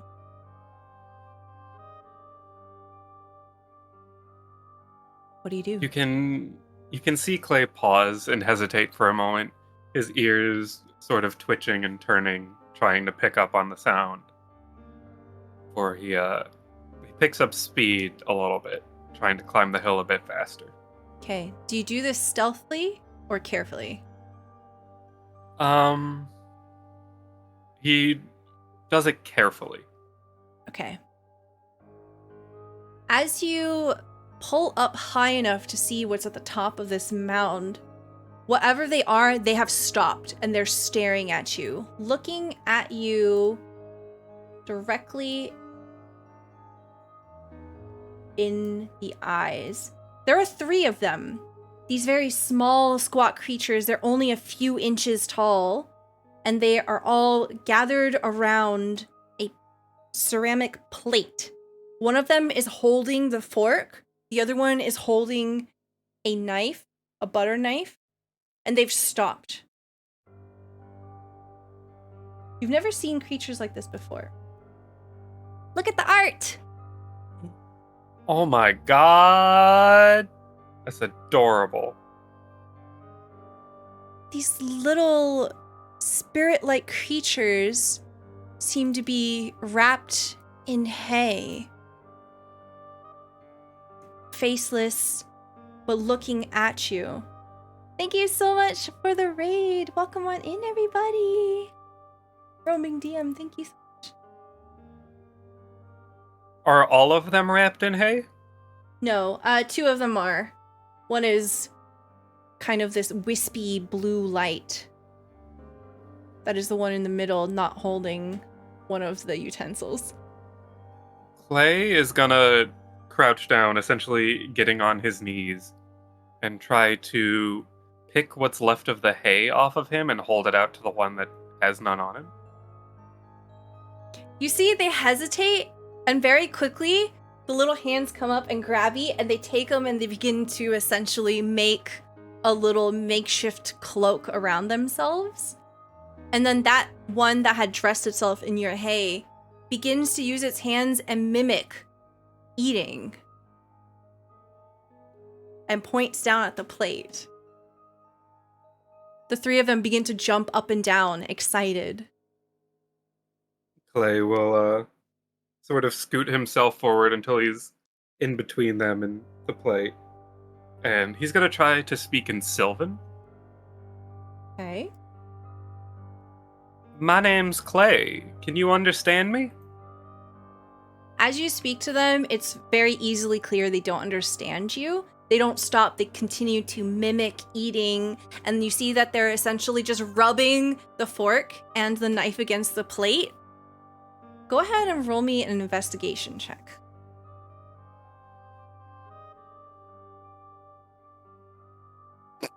A 4. You have no idea what they're doing. Do I know what these are? Go ahead and roll me a history check. Or a nature check.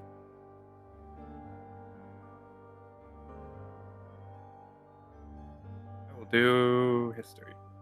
2. You have no idea, but they're definitely spirits of some kind. Well, Clay's always excited to try something new, so he will mimic the same actions as them and reach down to the plate. You see that as you are pretending to eat with them, they continue jumping up and down excited, and at one point they begin to move a lot closer to you. You can see that they're trying to inspect you. They pull a little bit at your clothes, lift up your paw, and they're looking at your little toe beans, and they seem very curious about you. With one hand, Clay will still mime how to eat, and with the other paw, he kind of just holds it out, like on the ground for one of them. One of them will hop onto your paw. And then very slowly and very carefully, he'll raise them so that they're about eye level. You look at it in great detail, and you can see that this is definitely an elemental of some kind. It seems pretty friendly, not aggressive. You see that it begins to touch your nose, just exploring your face. And as it does that, it smells like flowers.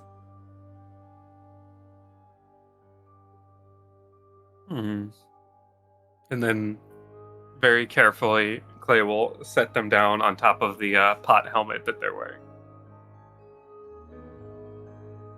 So this goes on for as long as you want to. They enjoy playing with you, and they'll essentially just have a good time playing pretend. As you begin to spend longer time with them, you realize that they are mimicking what they've seen humanoids do, and they're just playing with you. They're playing house, essentially, on the top of this snow hill.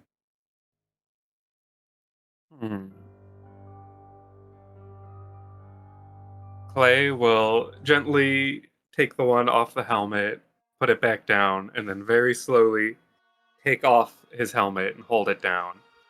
And he's going to mimic cooking a meal for them. They love this. They play along with it. One of them tries to climb in, the other one pulls them out. So how long would you spend doing all of this? I think Clay would spend a couple hours. Okay, great, fantastic. We're gonna cut away. Wait, you don't want to keep this? They're gonna play with you forever. This is where no one ever sees Clay ever again. Oh man, that's so funny. New friends. Lyrinus, Ina, and Bam. You make your way over to the east side. And as you do, you see that it is a collection of buildings that are gathered together around a small clearing. It's not really a courtyard. And there is an individual there who is clearing up space. You see that they are tending to the grounds. Ina, you immediately clock this to be the femme person with the ring around their neck. Ah. They are clearing snow from in front of these small buildings, which presumably are rooms for rent. I'm going to, via telepathy, to Leonis and Bam. Just quickly give them a heads up. This is going to be. Is this the first time you're using telepathy? Would you have given them like warning shots or anything on the way here? I did it once previously. It was once when by I said, surprise, yeah. Yeah, by surprise when I went, oh, that was weird, and they all heard it in their heads. Okay. But I don't know if they know that I said it in their heads. Yeah, probably not. And I'm going to quickly, like, towards Leonis Bam, be like, heads up. Don't be alarmed. It's me doing this. Only you can hear me right now. Person ahead is a person of interest. Don't, like, stare at them. Don't do anything like that. I saw them earlier. Let me handle it. As the group Bam, of you Bam, approach, you can hear that this woman is humming. She's visibly human, and as she's shoveling the snow away, she's singing. And she says, ahead of winter's wind she came, the lovely woman with no name, draped in a fur-lined cloak of red, to the icy lake she fled. The wind pursued her all the same, just as sure as night she's dead. And she is singing to herself, softly, not seeming to notice your approach. Ina's gonna walk forward, like, very, like, quietly. Is gonna walk forward, towards, this person, and is going to, just in her soothing old woman voice, be like, that's a rather lovely tune there. Oh, you see this individual turn around to you, and as they do, you see very clearly from their neck they are wearing a necklace where a ring hangs, dangling from their throat. They pull their cloak closer amongst themselves, not like hiding anything, but it is cold and they're caught by surprise. Oh, don't stop on my account, dear. It's a lovely song. Oh no, it's fine. It's just something I heard. Passed down. Anyway, welcome to the east side. Were you here to get a room? You look the part of adventurers. Yeah, Oris sent us, said, you'd be amenable to giving us a room. You we'll must probably have a couple of them. We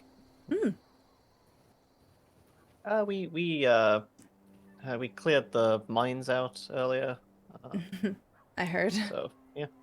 Yes, absolutely.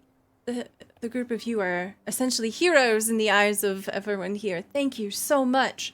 And she bows respectfully from the hip. You see the necklace dangle, and the ring has this kind of fiery glow to it. Very visibly magic. Can I do an Arcana check? Yeah, go for it. Do it. Yay! Do I also notice it? Do it. Yeah, you all notice it. We're both magical, so. Mm-hmm. Okay, that's a 10. Do I notice it? No, Oof, you're not here. Nat 20! Nat 20! Wow. Okay. Bam, How- you know it's magic just by looking at it, but you're like, there's so many different kinds of magic. It's impossible to tell at a glance, right? I feel like anytime that Bam like does like a low roll like this, he's just in his mind going through a Rolodex of magic. Like, I swear I've seen this one before, but what one is it? Like, he's just there quizzically looking at it. Like, I like to think that fire.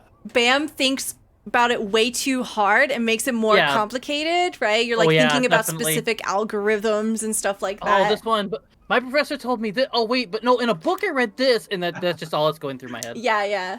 And for Ina, with the nat 21, obviously magic, but perhaps because you are the one who has come up, you realize that underneath the cloak, Marta is dressed very lightly. You realize that the cloak is pretty substantial, but underneath, they're not wearing tons of layers. It's just a simple dress. They're not wearing snow boots. But something about them seems to be preserved. It's reasonable to say that this might be keeping them warm. other than that, you wouldn't know from just a glance. Yeah. Seems odd, basically. Yeah, absolutely. Yeah, I'd say we'd probably get four. Have you got about 4 rooms or so? Um, yes, we should have. Oh, unfortunately, at the moment, just 3. I do believe that the last one is currently occupied. I'll have to go check the books. My father was in charge of them this morning. But That's please, fine. Would we be able to have them for a few days at least? yes, absolutely. Please come with me. Okay. And she will begin to lead you into the largest of the buildings. And you realize that the rooms don't seem to have any doors on the outside. You realize that they have 4 stone walls, and as you're making your way into the main building, you see that the floor descends into a set of stairs and appears to tunnel through and head in the direction of the other rooms. So they are accessible by tunnel. Oh. She approaches a counter and pulls out a book. Yes, only 3 rooms, unfortunately, as she's going over the account. If you don't mind, could I get your names? Yes, Emmeline Erie of Bremen. Bremen. It's been a while since I've been there. I hope all is well. Mostly. People have been having a bit of a tough time of it, honestly. Understandable. And your friends? I gesture over to them. Bam Nash. Very good. And you? Lyrinus will kind of have this spaced out look on their face, and they'll begin to answer. So, I'm sorry, Lyrinus. Yes. Very good. Well, the rooms on your left down the way here will be available to you. If you need fire or if you need water, please let me know. I'll be nearby and I can replenish your basins and stoke the fire in here. Thank you. Thank you. Ina is going to set down her bag and just check what the hell happened earlier. Just groans as she sees like a mix of charcoal and flint dust just like coating the inside of her bag. Do you do this in your private room or in the lobby here? In my private room. Okay. You find that the rooms are very minimal, as to be expected. This is just a mining town.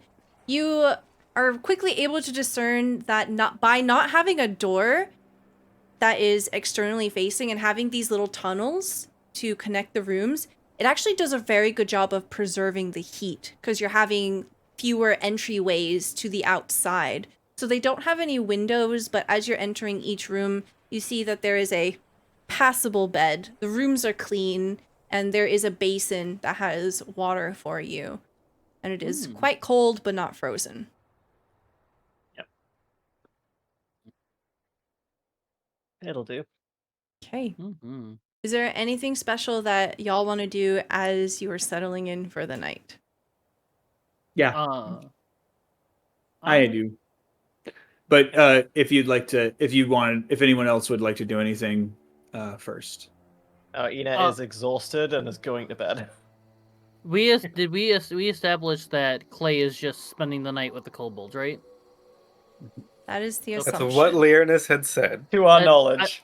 I want our knowledge. Yes. Okay. Then because that's the first thing Bam would think is like, and Bam is just. You would know that the location of like where you had come in, this place is very close to the stables if you wanted to check in on Clay. You know what? Yeah. Why not? Bam will just kind of like he'll probably like put his like backpack and stuff that he always like just the normal carrying around stuff.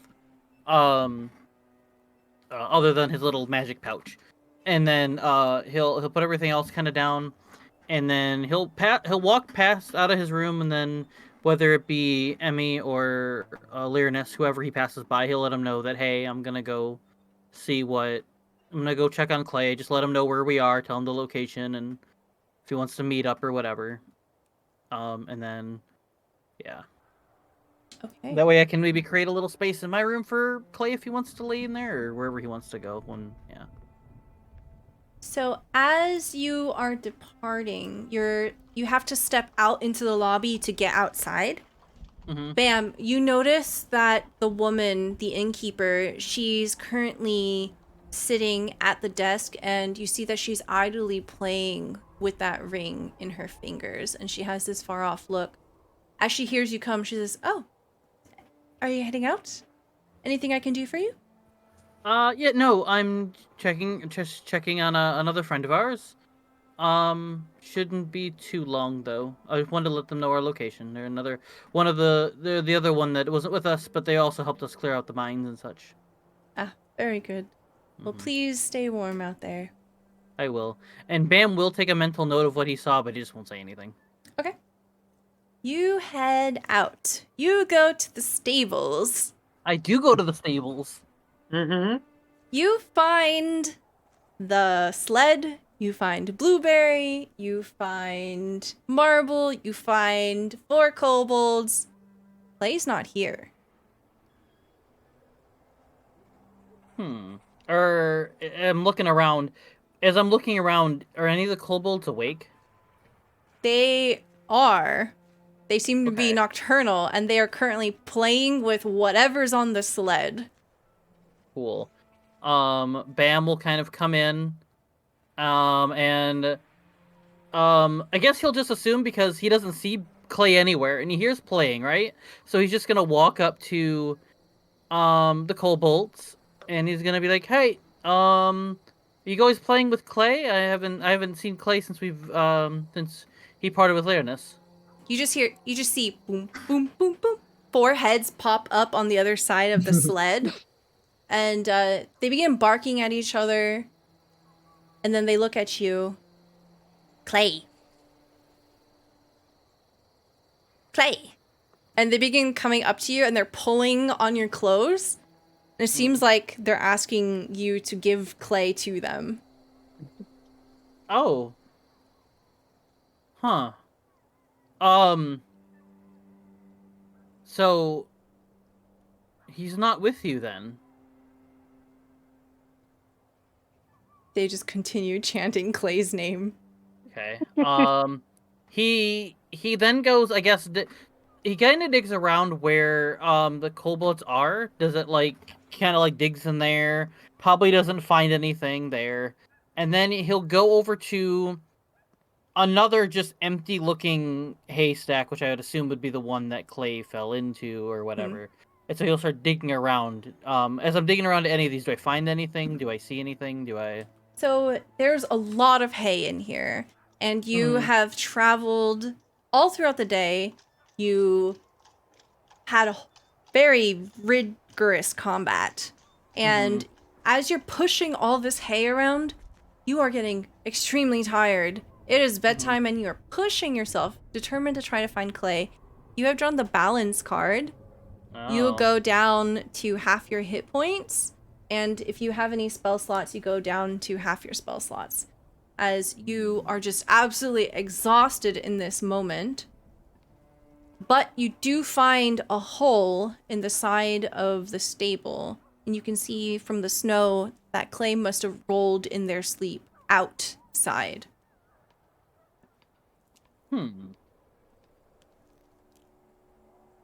It's pretty cold for Clay just to be outside. And so Bam will just kind of a little exhausted, I guess, will kind of go around and I guess either go outside near that area or just, try and, put together the pieces of like if he's not right here, it looks like he was here, You go outside, you walk around the building, and you realize that there's a long hill down. And Clay must have been rolling and rolling for a very long distance.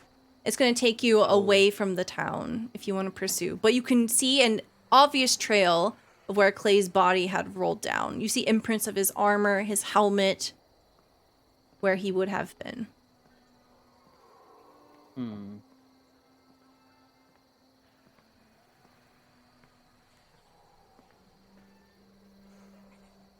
Nope, I don't have anything that can do any of that. Okay. Yeah. Bam has went from like wondering what's going on to concerned, so he's gonna go down the path. Okay. You very carefully pick your way down through the snow. It takes you about 30 minutes away, and you can see that Tourmaline is in the distance as you're pursuing this. There are a few times you almost slip with the snow, and it gives way, and you almost begin to tumble yourself, but you catch with your staff. Eventually, after some time, you can see that there is a snowbank that rises up above you, where the slope begins to go back up. And give me a perception check.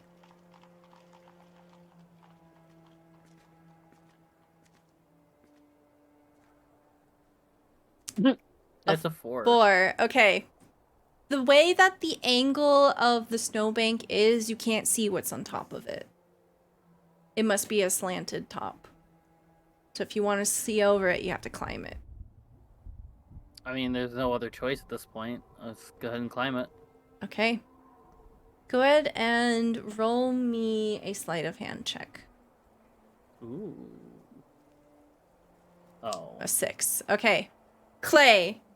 I don't remember if this does anything, but I have proficiency in it. That doesn't help, sorry. I didn't think so. Okay. Clay. You have been playing with these spirits for hours now.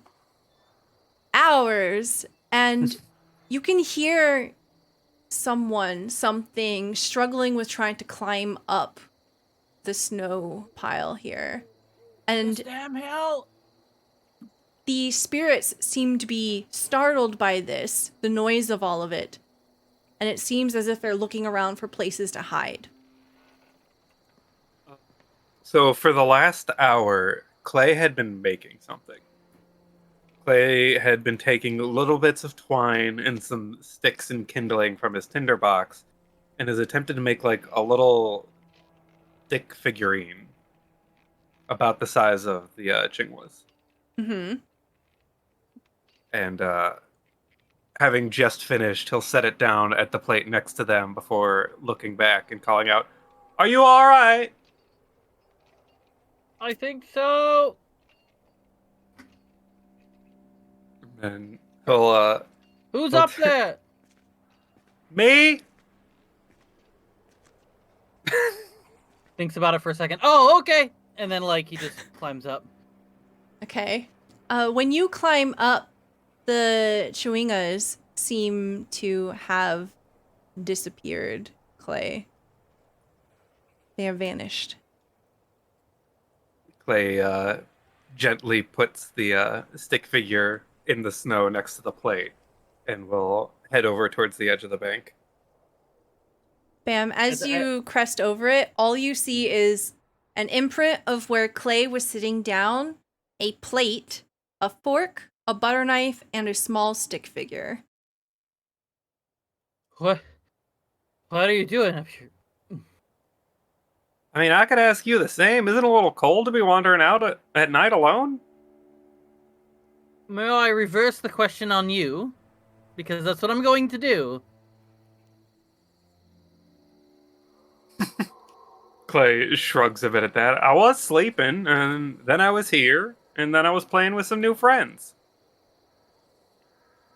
Where did they go? I think you scared them. Oh, I mean... Maybe the first time I scared someone just because I'm a giant orc guy, but okay. Well, I came all this way to find you to let you know that we found an inn that we got a discount on because the people we helped gave us a discount. And now I seem to have found you in God knows how far away from town in some kind of snow hole. Well, good work. You did it. You found me. Yes, I have succeeded in the adventure. They were a couple little sprites. They wore like hay and stuff. Oh, they seem friendly. Yeah, we played for a couple hours. Oh, Bam. Go ahead and roll me a nature or arcana check. Oh, I want to do it. Okay. A 10. With a 10, you remember that you are kind of on a quest to look for sprites, nature spirits, maybe? Mhm. Isn't that kind of what we're looking? Now I'm thinking about it. Isn't that what we're kind of here looking for? Sprites, little sprite. Clay suddenly looks like he's in trouble. Oh. Oh yeah. Well, they're gone now. Um, yeah, it seems to be. But I mean, we have a general location of where they are. I mean, you didn't see where they ran off to? Clay looks around again, looks at the plate. Is there any like sort of indication in the snow that they were even there? Roll me a perception check. 17.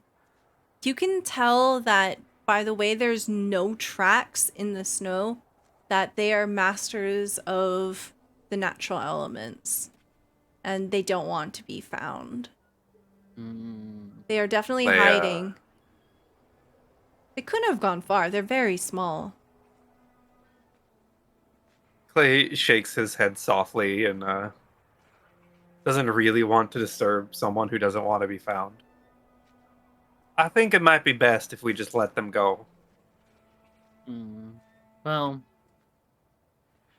I don't exactly remember off the top of my head why or what we needed them for, but I think having a location where we might be able to find them again or their whereabouts, I think is good enough information for now.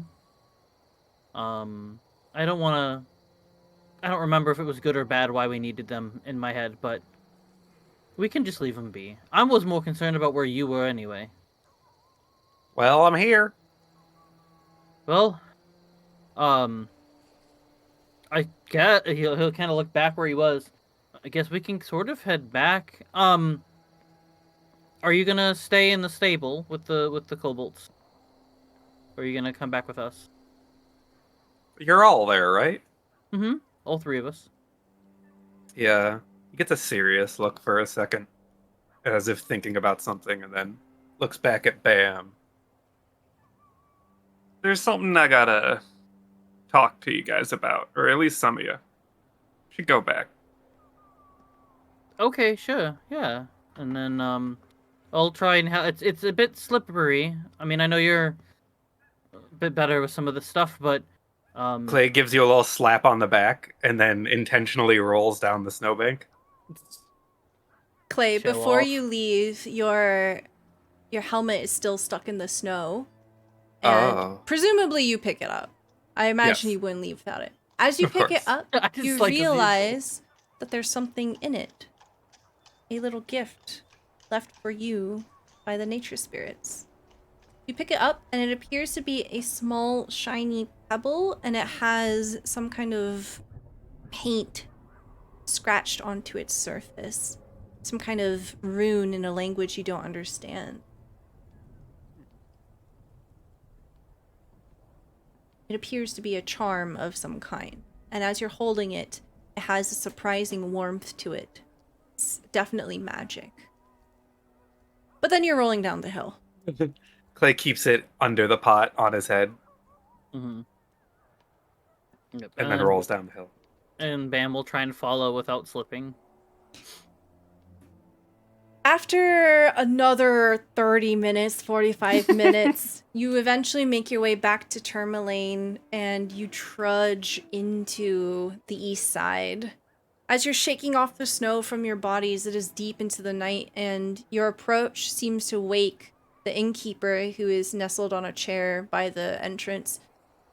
You see Clay for the first time, a human woman, and she's wearing a necklace with a fiery orange ring suspended around her neck. Oh, welcome back. I'm glad to see that you found your companion. I'm too. Well, your room is undisturbed and should be ready for you. Okay. That's a really pretty ring you got there. Oh, this. She she touches it and she holds it up, almost showing it to you. This is something passed down to me by my grandparents. If you'd like to hear the story, I know it's quite late, but I could tell it to you. Clay looks over at Bam and then looks around at what he assumes are the ways to the next room. Yes. And then looks back and says, I think everyone would like to hear it. So maybe tomorrow? Mm. All right. Sounds good. I'm very intrigued too, but it is also late, so. Yes. Well, we'll be here if you need anything. Appreciate it. And then Clay will sort of grab Bam's wrist and try to pull him down close to his ear. Which one is Ines? You would know who is staying in what room. Oh, and I'll point to the room, I guess. Well, it's sort of a maze, and then he'll kind of like show him kind of like how it's all interconnected, and then he'll kind of point to where he assumes what room or whatever room he was. Yeah. Clay will start making his way towards that room, tapping his buckler on his metal pot to make a little bit of noise to let them know he's coming. Ina, you hear this if you want. Hi. Ina just like startles awake. What is it? Oh, Clay. Hi. Sorry to bother you. I know you probably wanted to be sleeping. It's like 3 a.m. Yeah. Clay just got like an hour-long nap. Wait, sorry. It's specifically 3:23 a.m. Wow, very specific. There's clocks on these stone walls. Don't ask how they got there. He pauses for a moment, looks uncharacteristically serious. There was something I wanted to talk to you about. Ina sits up. You have my attention. Clay looks a bit around the room and then just kind of sits down on the floor. And slowly he takes his pot helmet off and holds it in front of him.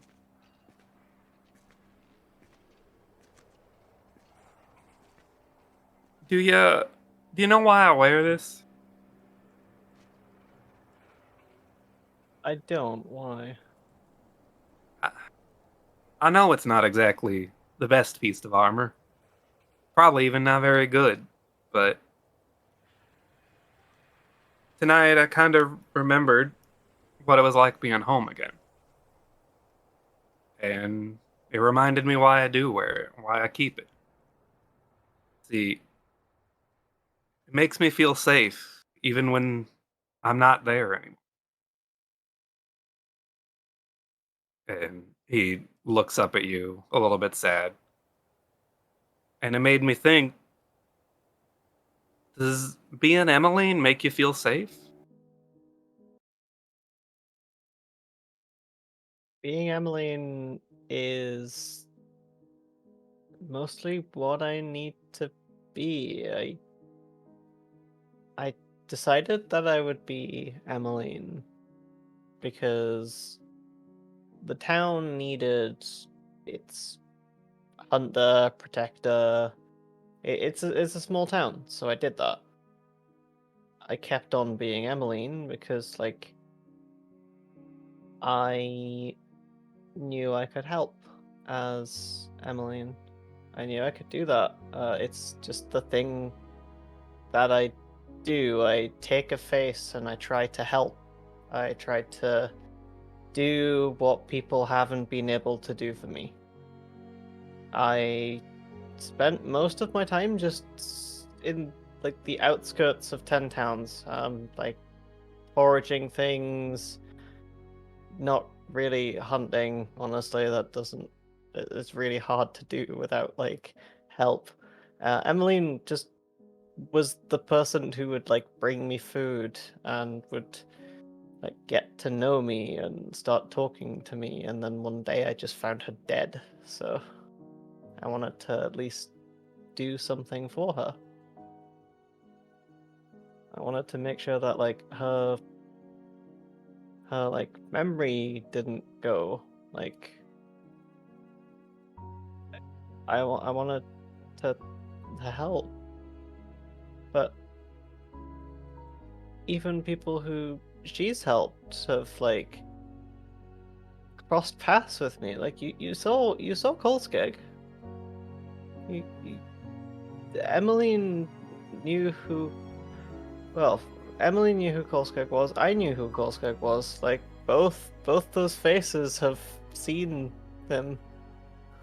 Like, yeah. I wear the faces I wear because it feels like they're needed. And I, until now, like right now, honestly, I don't think I've really had a place to call home. Play over the course of this, sort of almost like gently petting the pot helmet, thinking a bit about home, and he says, I want you to know that you've helped us more than I can say. And however you feel about having been Emmeline or why you did it, she was gone, but you gave the people who knew her a few more memories.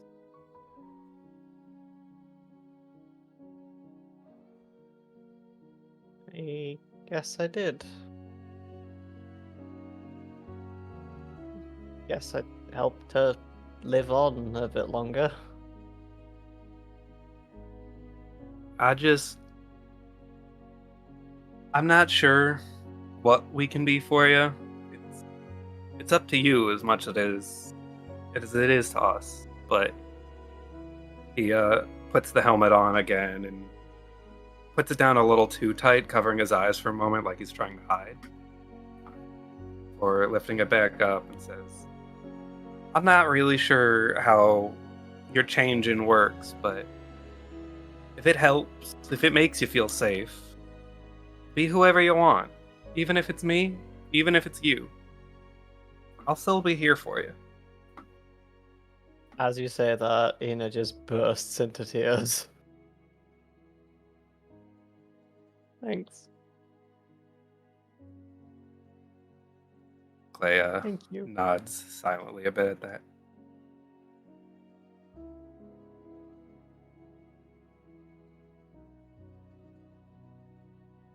You know, it's strange having like a group of people you can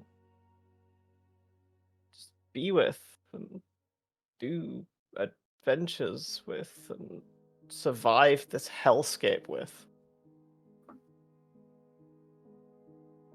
Like,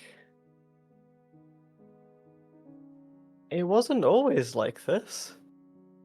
It's awful. I hate the Dale. I hate like having to get by.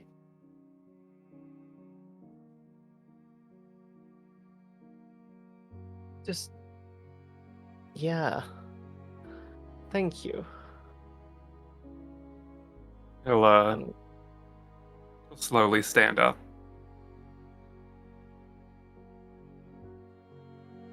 And, just lock eyes with you one more time. No, thank you. I don't know if anyone's ever said it to you, but thank you.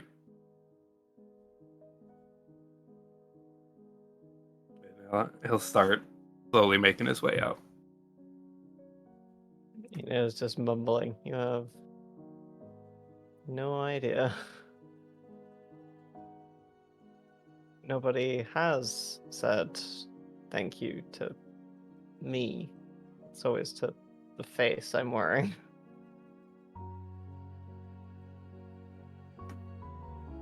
And with that, he's out of the room. As you exit the room, you'll see that Bam was kind of just standing in the doorway because it's all opened anyway. So he just kind of pointed in. So he was kind of listening in on this whole thing, and you can kind of look at him. And you can see there's like a tear kind of coming down his cheek a little bit. And he'll look at Clay and he'll say, "You're the kindest soul I've ever known." Yeah. Scratches hope- the back of his neck a little awkwardly. I hope to learn to be a kind person like you. Having you around is going to be a wonderful experience. I appreciate that. It's just most people don't know the family they got until it's gone. I agree. You remind me of how often I should say thank you to others more than I actually do. I don't know how the situation staying wise is because we only got the 3 rooms, but you're more than welcome to stay in my room, or if you want to find Learnus in their room. But I probably shouldn't wake him. If you don't mind. I think I'm ready for tomorrow. okay, and Bam will kind of guide you to where his room is, and he'll probably get I don't know how many pillows are on a basic room, but he'll just maybe even just give Clay his pillow and just, here you go, find a spot for you to lay down in here, anywhere you want, move whatever you want. He'll just sit up against the wall, his sword in a sheath just resting along it. Fall asleep. Bam will then also lay down and sigh and kind of fall asleep. All right. Learnus, what is happening for you as all of this is going on?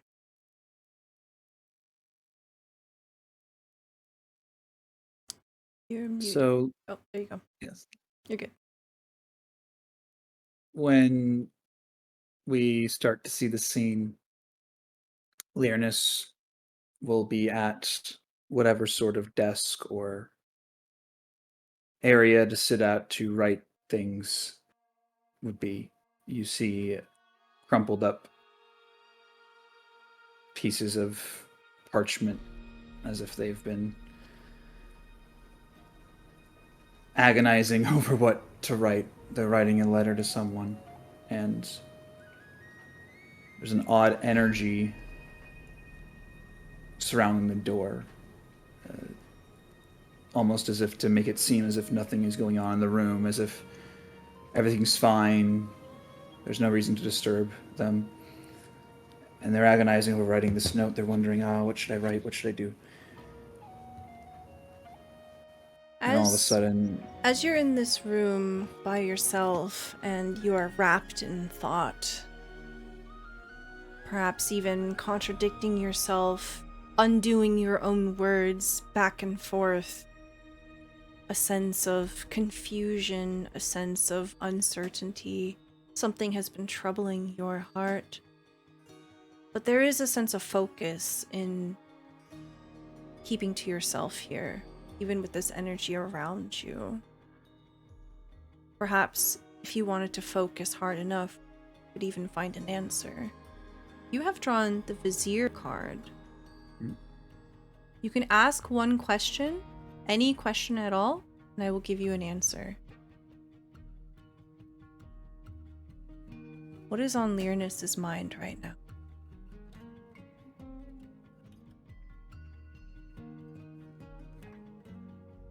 fitting into what is about to transpire, Learnus would absolutely be thinking about the character that I'll be introducing next session. They'd be thinking about Rhapsody. What is it that Lyrinus wants to know about Rhapsody, about what's going to happen, and what is it that they need to hear in order to do what must be done? That they would understand, because they're not going to be around to show them what they wanted to. They hadn't done what they were supposed to, and though they know Rhapsody wouldn't be upset with them, they just don't like the idea of possibly disappointing them at all. So they're just wondering, hoping, wanting to know that Rhapsody is safe and understands what's going on, and that everything has happened for a purpose.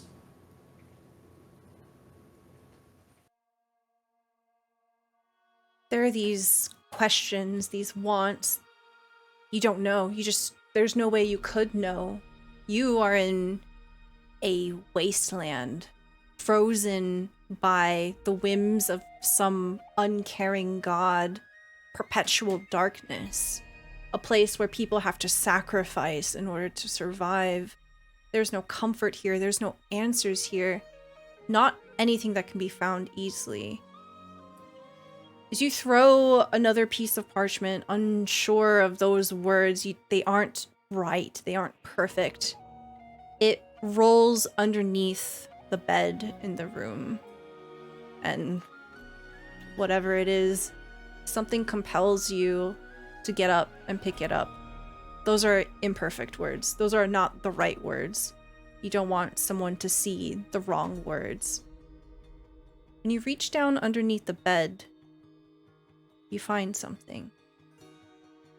What does Lyrinus find that will help them find the focus they need? It can be anything you want. It was the sort of very well-crafted sort of bottle that looked like it carried some sort of expensive thing. And this is a memento that they've kept of their mother, who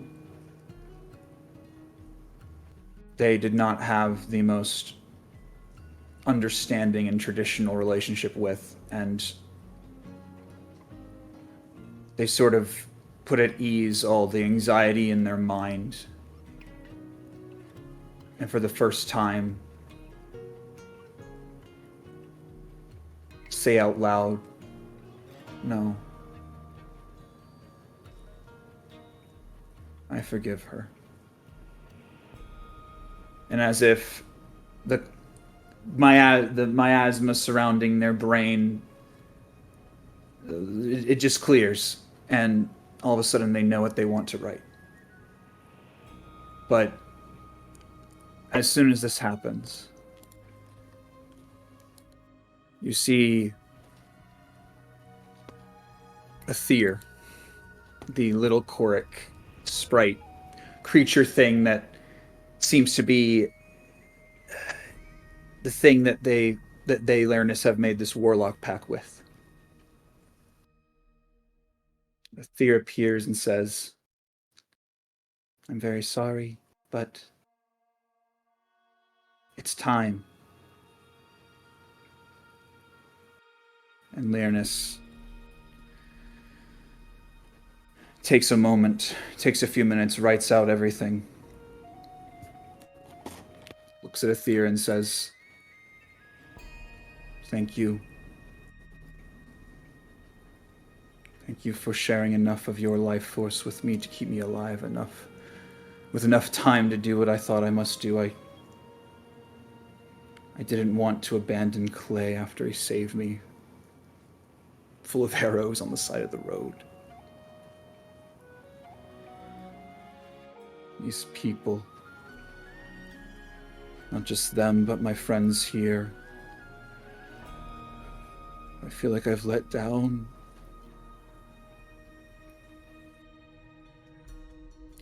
Ready to go.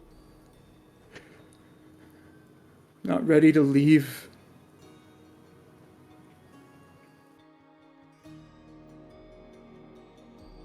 I know I must. They still themselves again, wipe the tears from their eyes, and focus. Say, is there one small favor I could ask for? Aether looks at them and says, if I can muster it, name it. He looks at a few very selected items. They look at them and see some very selective items on the bed of theirs, of items that Learnus had specifically selected and said, I was going to have these items reshaped, changed for them. Can you help me with that? Aether does the closest thing a small little incorporeal fey creature could do to a grin and says, what would you like them to be? What would you like them to look like? And Learnus says, make it befitting of each of their hearts. And I think as you say that, you see the screen fade to black. Is Learnus still there in No. their room in the morning? They faded away. They have seemingly joined Aether in the Fey realm. Morning comes, and there is a gentle knock at each of your doors as the innkeeper comes, and there is a soft fragrance of tea on the air. Good morning. I hope you are all well. It seems your companion must have left in the night. I will admit I did not hear them leave, but there seems to be some items in the room. I left them as I found them. But here's some tea to help warm your bones. If you need me, I'll be at the front desk. Thank you.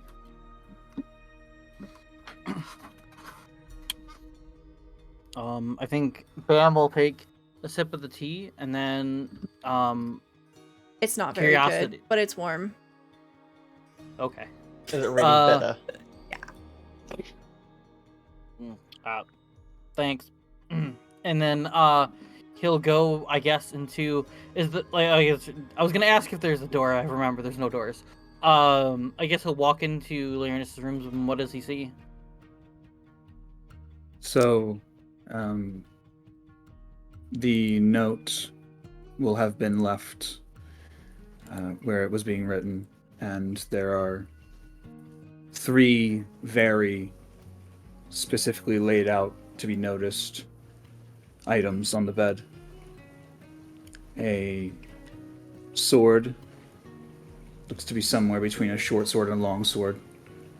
A crossbow, and a buckler, as well as a pouch that seems to be all of the money that Learnus had.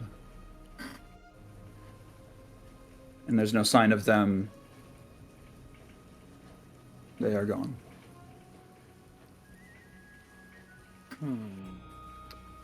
So Bam is curious and kind of looks at everything over and then opens up and then reads the note.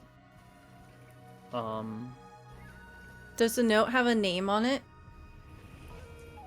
No, it was simply left out, not put into an envelope, just left on the desk, and begins with, to my friends. As Bam reads it, what does it say? I'm sorry that I could not stay. It's complicated to explain, but I'm not truly gone. I'll be gone for a while. Things are unclear. Until then, I left some things for you. For Bam, I had my crossbow reformed for you. To protect you when your magic may not be enough. for Clay, this buckler, to shield you as you saved me, protected me. And if Ban looks over at the buckler, you see this very sort of ornate house-like design, but it's a very funny scene of basically Clay like in this like sort of like war rabbit sort of like stance. Mm-hmm. And he's surrounded by 4 very excited allies in kobolds. So it is like one of those like old like medieval like house crests, but it's like Clay and like 4 little kobolds just on there like being awesome together. And then finally a sword, and it is finally says, and for Ina, pardon me, you protected this town, these 10 towns, in the same way Emmeline would have. This is not only to befit her memory, but to honor you. And it is a sword, and on the side of it, it has inscriptions in Sylvan. And it says, Protector of 10 towns, regardless of face. Aww. And it's in Sylvan, so perhaps no one except Clay and Ina in quite some radius would be able to even understand it, but... And it's signed, the note simply ends there. There's no more detail or whatever, as was kind of explained early on. So, but it's not signed Learness. The note doesn't specifically say what it translates to, then. No, the note is written in common. Sorry. Oh, no, it does not. No. Sorry. Okay, yes, so when I give the sword, or when I tell everyone about the sword, I won't. Yes. The inscription isn't okay. Right. But Unless for the sake you of the moment, Sylvan, yeah. correct. But for the sake of Yeah. the moment, I explained for those sure. who would. I want to make sure that when I'm Of course. communicating this, yeah. No worries. Yeah. And the note is not signed Learness. Yeah. The note is signed the name that they almost accidentally gave the innkeeper. The note is signed Sojourn.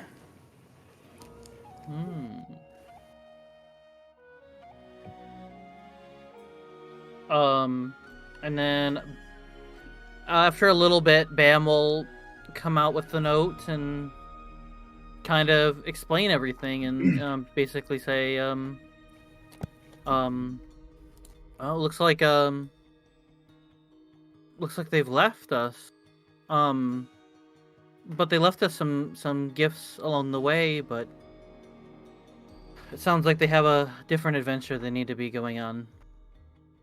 But and he'll welcome everyone into their room, and kind of point out, the different items for everybody. To think that they went by a different name, and yet I also did. I mean, I can't fault them. I just hope they're okay. Yeah. I do too.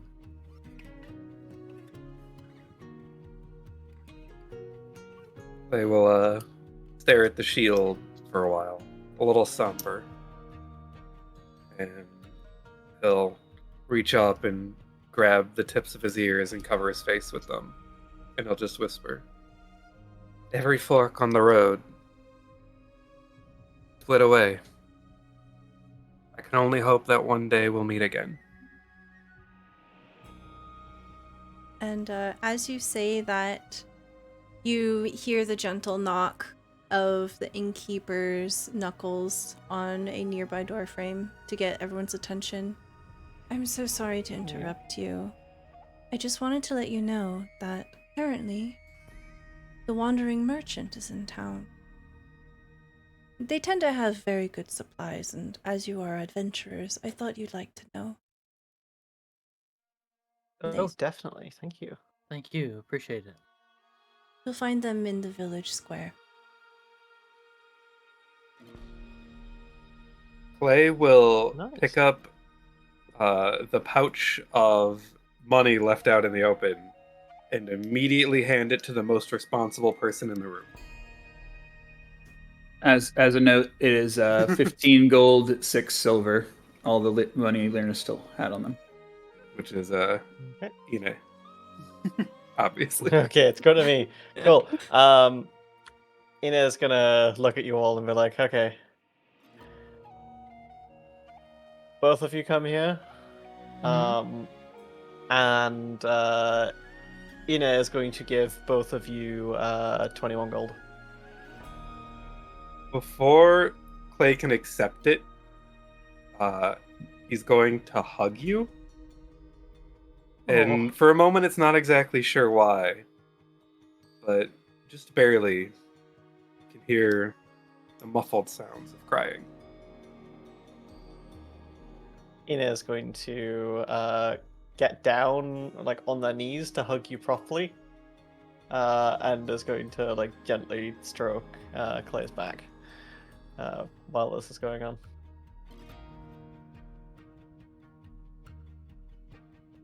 And with that, I think that's a very good place for us to end the session for the... Thank you so much, everyone, for being here with us. This was a very lovely episode with many heartwarming scenes, and I want to tell my cast thank you so much for sharing these vulnerable scenes with us. We will be back with more Frostmaiden in 2 weeks, so please join us on March 20th at 8 p.m. Eastern Time for more Frostmaiden. But before we go, let's go around the room and please tell me who you are, where we can find you, and what was your favorite part. And we're gonna start with Zombie. Hello, I'm Jacob. I'm Zombie IMZ. I'm whatever your name set to call me. I'm the lore keeper and Captain Z of the Good Ship Clip. I probably do too many clips, so it's up to your own discretion. Today I played Bam Nash, old little ranger boy, wizard, and kaboom. You can find me on Twitter at ZombieFighter89. If you do, there's a little art business card made by the lovely Lady May. I do video editing, I do audio editing, I do Twitch clipping. If you or anybody else you know needs any of that, I am looking for work, so, you know, hooray. I have a whole... Oh, also in there as well, I have a spreadsheet of all of the work that I've done. So I can be like, look at all of the cool things I could do for you and such. So, man. I think there's the obvious just happy to have everyone back again feeling with this game. It's been a minute and it was really nice, and I'm probably going to take somebody else's pick, but I mean, it's probably obvious. Everything with Millie and V today, just everything. Just all of their interactions today. Like, warmed my heart. I felt all kinds of emotion. And it was just... It's one of those things where I've always, like...